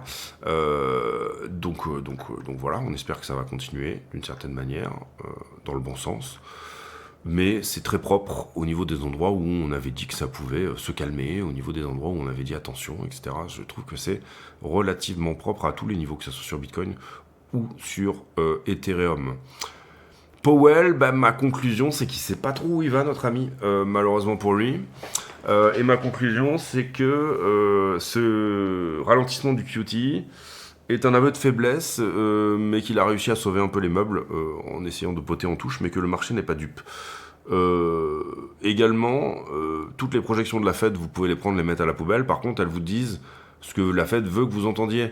Et c'est là que c'est intéressant, hein. C'est-à-dire qu'il y a un twist un peu, il y a un jeu du chat et de la souris qui se fait entre le marché et la Fed. Et ça, c'est intéressant aussi. Pour le moment, le marché n'est pas en train de, je trouve, hein, d'aller dans le sens que je voudrais, c'est-à-dire de pricer tout de suite des coupes plus agressives que ce qu'on pourrait penser. Vous voyez que, voilà, 375, marché qui pense qu'en septembre, on ne sera que quasiment à 375-4%. Marché qui pense que en octobre également, et qu'en décembre, pour le coup, on sera sur la zone des 3,50 à 3,75. Donc 3 coupes de taux de 0,25 à peine. Personnellement, je pense que ça va être plus violent que ça. Maintenant, je pense aussi que les chiffres de l'inflation vont être bons en mars. Au vu de ce que dit la Fed de Cleveland, 2,50, c'est déjà très bon, 2,50, d'accord. Vous avez gagné 0,3 par rapport à 2,80. On parle même de 2,46. On aura du mal à avoir un consensus, je dirais, avant la fin du mois, notamment le 20 mars, ici, vous le voyez. Donc voilà. En tout cas, cet outil, moi, je trouve, s'est avéré vraiment précieux. Dernièrement, parce qu'il a été très accurate. Donc bravo la Fed de Cleveland. Voilà, donc 5 minutes, bah, j'ai envie de dire, d'une certaine manière, ce que vous pouvez éventuellement essayer d'aller regarder. Allez, admettons, impulsion, correction, impulsion. Moi, je trouve que ça me paraît propre déjà pour que ce soit déjà terminé. Maintenant, le problème que j'ai, c'est impulsion, correction et impulsion. Pourquoi pas, d'accord. Ça, c'est un peu larvé, un peu mou. Ça part pas forcément fort et je voudrais que ça parte fort. J'aime pas trop, moi, par exemple, quand on est sur une trend ici, je parle en accumulation, et qu'on fait une figure bearish. Pourquoi ça? Parce que ça veut dire qu'on va perdre la trend, hein, d'une certaine manière, quand c'est un peu mou de ce côté-là. Ici, on voit aussi que sur le 1 minute, on est en train de perdre ça. Et que ça a quand même l'air d'un flag. Maintenant, on en rentre par le bas. Moi, je préfère quand ça va pas plus bas. C'est-à-dire que, qu'est-ce qui se passe? Ici, si vous n'avez pas cette mèche, qui est là, vous n'avez pas la prise de liquidité là-dessous. On est d'accord? Là. Un flag, il doit être propre. C'est pour ça qu'il faut prendre les mèches. En tout cas, dans un marché de liquidité comme Bitcoin. Ici, vous voyez que, d'une certaine manière, il vient attaquer quelque chose là-dedans. Frontside. Maintenant, au travers de cette... On comprend bien que cette mèche-là, celle qui est assez violente là, et qui se trouve au niveau des 10-11 heures aussi, hein, à partir de 10 heures, si quelqu'un a la réponse, je ne sais pas pourquoi ça a l'air quand même assez péchu au niveau de la baisse. Il y a forcément ici une news ou quelque chose qui fait trembler un peu les marchés. Donc voilà, oui, pardon. Ici, vous comprenez que cette mèche-là, elle est là pour une raison, c'est prendre la liquidité qui se trouvait là, couvrir l'imbalance, attaquer ce pic et valider qu'on est haussier. Derrière, ce genre de flag en continuation, quand le mât a dépassé du flag, c'est-à-dire que le flag est en berne un peu, hein, comme quand vous mettez un drapeau à mi-hauteur, là, chez les... En général, j'ai plutôt tendance à penser, moi, qu'on a juste besoin de venir chercher quelque chose dans la mèche. Pourquoi? Parce que la montée se fait mollement ici, et donc on va plutôt cueillir, je dirais, que la liquidité du flag, plus qu'aller faire une nouvelle impulsion, parce qu'une des raisons de faire cette impulsion a été perdue là-dedans, hein. Et ne faites pas que du chartisme, faites un peu de la psychologie aussi. Dites-vous que bien sûr, ici il me manque une partie du mât de ce flag, et que cette partie du mât qui est manquante enlève une partie de la force de la figure, d'accord? Alors c'est pas une certitude, on pourra très bien ici revenir prendre le bas, il n'y a pas de problème avec ça. Maintenant, ce que je vois quand même plutôt dans ce flag, c'est qu'il est moche. Pourquoi il est moche? Parce qu'il a déjà méché, et qu'il est en berne, d'accord? C'est comme ça qu'on dit un drapeau en berne, hein, je crois, quand vous avez un drapeau qui est comme ça. Il me semble que c'est ça. Donc l'intérêt pour moi ici est plutôt de juste passer là-dessous, à savoir donc venir cueillir 85. On a quand même parlé aussi de 83 500. On sait quand même qu'il y a de la liquidité là. D'accord? Donc, c'est un niveau de liquidité qu'il est quand même peut-être intéressant de venir visiter. Ça serait pas très bien pour le prix, mais pourquoi pas. Donc, scénario numéro 1, pour moi, on passe juste en dessous de ça. Et là, on fait un vrai double bottom, et ensuite, on vient casser cette distrib. On fait ce flag, et c'est direction 90 assez rapidement, parce que je trouve que la news de l'inflation est plutôt bonne. Scénario numéro 2, c'est, il y a besoin, il est un peu moins bullish bien sûr, besoin de venir cueillir de la liquidité, je dirais entre 82 000 et 83 500. D'accord? Ça, c'est le scénario 2, un peu moins bullish. Scénario 3, c'est passer sous 80K parce qu'il y a de la liquidité weekly qui est au-dessous. Et là, du coup, on élabore le scénario que Bitcoin n'est pas haussier ni baissier, que le fondamental nous sert juste à aller prendre de la liquidité là où elle doit être prise, mais qu'en soi, Bitcoin reste dans un marché total de liquidité. Donc, ça va vraiment ici dans l'idée du scénario de... Il va y avoir une couverture qui va être faite entre 70 000 et 90 000 dollars parce qu'on n'a pas fait trop de pognon, on n'a pas fait trop d'oseille, il ne s'est pas passé des choses dans cette zone-là. Donc vous comprenez ici qu'avec le court terme, je réponds aussi un peu au long terme, c'est-à-dire est-ce que Bitcoin a du jus pour avoir des idées de réserve, j'allais dire réserve naturelle, réserve stratégique. Est-ce qu'il a tout ça? Est-ce que ça se met en place? Et est-ce que du coup ça re-shoot up au niveau du prix? Le Bitcoin Act, Cynthia Lummis, aujourd'hui discours de visiblement Saylor et Trump au Digital Asset Summit. Je crois que ça s'appelle comme ça, si je ne me trompe pas. Voilà, pour le coup, on réintègre Easy Busy 90, puisque c'est un peu la zone pivot, et on oublie. Enfin, la prise de liquidité est terminée, on va dire, sous 90. On est venu ici cueillir beaucoup de monde hein, sur la 3 mois, et c'est propre, et tout va bien. On peut continuer à pousser vers le haut. On reprend le bull run comme il se doit. Globalement, vous vous rappelez ici que c'était la zone de 88 à 82 hein, qui était intéressante de venir couvrir, en tout cas sur du long terme. Pourquoi? Parce qu'on avait eu ce long range qui avait accumulé de la liquidité en dessous. Donc le scénario le plus ouf aurait été de prendre cette liquidité et revenir. Malheureusement, on a échoué sur le point de contrôle. Hein. Vous vous rappelez qu'on en avait parlé à ce moment-là. On avait dit un échec sur 96, ça serait horrible. Et on a eu typiquement un échec sur plutôt 95, mais c'était horrible. Et là, voilà, la grande question ici, et vous voyez que là, sur la 6 mois, on est venu prendre cette box à 85-86. La grande question ici, c'est est-ce qu'on ne viendrait pas couvrir maintenant la box suivante? D'accord? On a eu juste le retracement haussier, et boum, je viens chercher les traders de position qui étaient garés à 70. D'accord? Comprenez bien aussi que dans ce contexte-là, il y a une petite box à venir chercher, si on parle des traders de position, dans la zone des 63 à 65 000 dollars, en tout cas en 6 mois, d'accord? Si je la regarde sur 2 ans, voilà, la question est, est-ce que le prix est suffisamment baissier jusqu'à ce point-là? Est-ce que le prix est baissier à ce point-là qu'on aille cueillir la liquidité à 72 et qu'on aille cueillir la liquidité à 66 dans un contexte où le funding, je rappelle, n'est pas en surchauffe, c'est-à-dire que le funding, il est négatif. Enfin, il est neutre, il est à 0. Donc ça veut dire qu'on a autant de monde ici que de monde ici. Donc autant d'intérêt à faire un mouvement haussier vers le haut ce qui ne veut rien dire, haussier vers le haut, que faire un mouvement baissier vers le bas. Donc du coup, voilà, je pense vraiment ça pose ici les deux grosses questions. Est-ce qu'on est si baissier qu'on a besoin de venir chercher la liquidité carrément à 63 et 75, ou alors est-ce qu'on arrive à péter cette distrib et enfin venir cueillir la liquidité au-delà des 109? Est-ce qu'on a couvert cette imbalance pour le moment déjà, et ou est-ce qu'on a besoin d'aller l'enfoncer un petit peu plus bas? Et est-ce que ces traders de position là sur le long terme sont encore là, ou sont encore suffisamment nombreux pour qu'il y ait réellement de l'intérêt à aller racheter des contrats dans leur liquidation, hein, puisque c'est ça qu'on regarde tous les jours, hein, c'est cette idée de racheter des contrats dans les liquidations des autres. C'est-à-dire que ici, il faut bien comprendre que dans ces liquidations-là, il va y avoir du monde qui va acheter ces contrats-là à la place dans la liquidation, bien sûr. Hein, d'accord. Donc, au bout d'un moment, le prix se retourne et il va chercher ailleurs. Voilà un peu les concepts du moment. En fait, on revient un petit peu à redire un peu les mêmes choses. Mais en soi, je trouve que c'était sympa, voilà, d'expliquer aussi, voilà, pourquoi ça, c'est un moins joli flag que nanana, machin. En fait, c'est du bon sens, hein, mais voilà, il y a des choses que j'aime bien expliquer. Des fois, j'aime bien m'élargir un petit peu sur des choses comme ça.